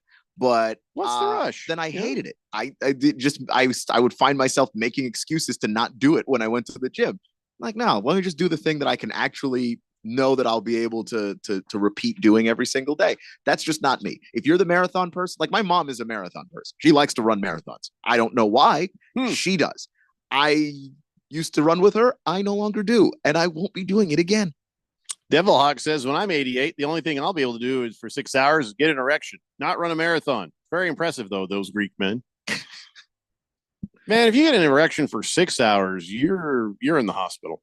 That's not something to be proud or happy about at that point. And by the way, according to some of the things you've texted, you'll be alone for 6 hours without erection. That's my guess, Devil Hawk. You're gonna be like, well, now what do I do? I got nobody to play ring toss with. What am I supposed to do here? Go out, just give people directions on the road. Go this way. I don't know. Oh my God. Ladies and gentlemen, it's time now for On This Date in Big George's sports history. Back in the year 1946, the Arizona State University student body voted to change the name of the college sports nickname from Bulldogs to Sun Devils with an 816 to 197 vote. The change came after the school's mascot used to be an owl, then it was a bulldog. The students were like, "This is crap. We want a new name." So they voted, and that's what happened. Yeah. That's awesome. And 2 years later, this dude from Stanford, Disney illustrator Burke Anthony designed Sparky. And I don't know if you know this. I just found this out today. You know that classical Sparky devil with a trident? Then they're like, no, it's not a trident. That's a pitchfork. Oh, yeah, because he's a devil, right? Anthony said, Burke Anthony said, that he based Sparky's facial features on his former boss, Walt Disney. Wow. Had no idea. That's really cool. Also, Sun Devil is a great nickname for a team to have because it says a lot about the city. It's really connected here. Do you know how many teams are called the Bulldogs? The Georgia Bulldogs, the Mississippi State Bulldogs, the Gonzaga Bulldogs, the Fresno State Bulldogs. Like you're just so not original. Like Mississippi State and Georgia play in the same conference and they're both Bulldogs. It's so boring. I'm going to grab and repost this on Twitter so you can see because Sparky's eyebrows and little mustache and smile, you're like, oh my God, you're right. That's Walt Disney right there. Didn't even, oh my God. Yes, absolutely. I'll post that. Wow. Yeah. I just Googled it. I never knew this. I bet most ASU fans know this. So now I feel dumb for not knowing it. But yeah. Every time I scroll, I see another version of like Walt Disney next to it. And it's like, oh yeah, you're right. That one's good. That's That is wow. Wow. Devil Hawk says, that's why I sit on my hands before I do that. Makes me feel like, the stranger. Try it sometime. Nah, I got a hot wife. See, if you have a hot wife or girlfriend, it's just think you're good. Yeah, but someday if she leaves me, I'll have another hot girl. I mean, seriously, that's probably not going to be something I'll need to do. I'm Jeffrey O'Brien. Commando Duke says, I wonder what Moist One does for cardio. Oh, you know. You already know. It's cardio and bicep day for the Moist One. Kiss the Cook says, can't be a windsock, but he could be a sundial. That depends. That depends. Like if you're uncircumcised, you could kind of work as a windsock. You know what I mean? My son says to me, he's like, what's the difference between circumcised and uncircumcised? And I went outside. I'm like, see that trimmed palm tree over there? That's circumcised. That shaggy palm tree over there, that's uncircumcised. And he's like, got it. And he's remembered that for the rest of his life. So yeah, that's a good, if you ever need that as a teaching tool, well, you gotta have neighbors that don't trim the trees. Anyway, see you guys tomorrow. It's the Daily Blender here on 1580, The Fanatic. Choosing the right candidates for any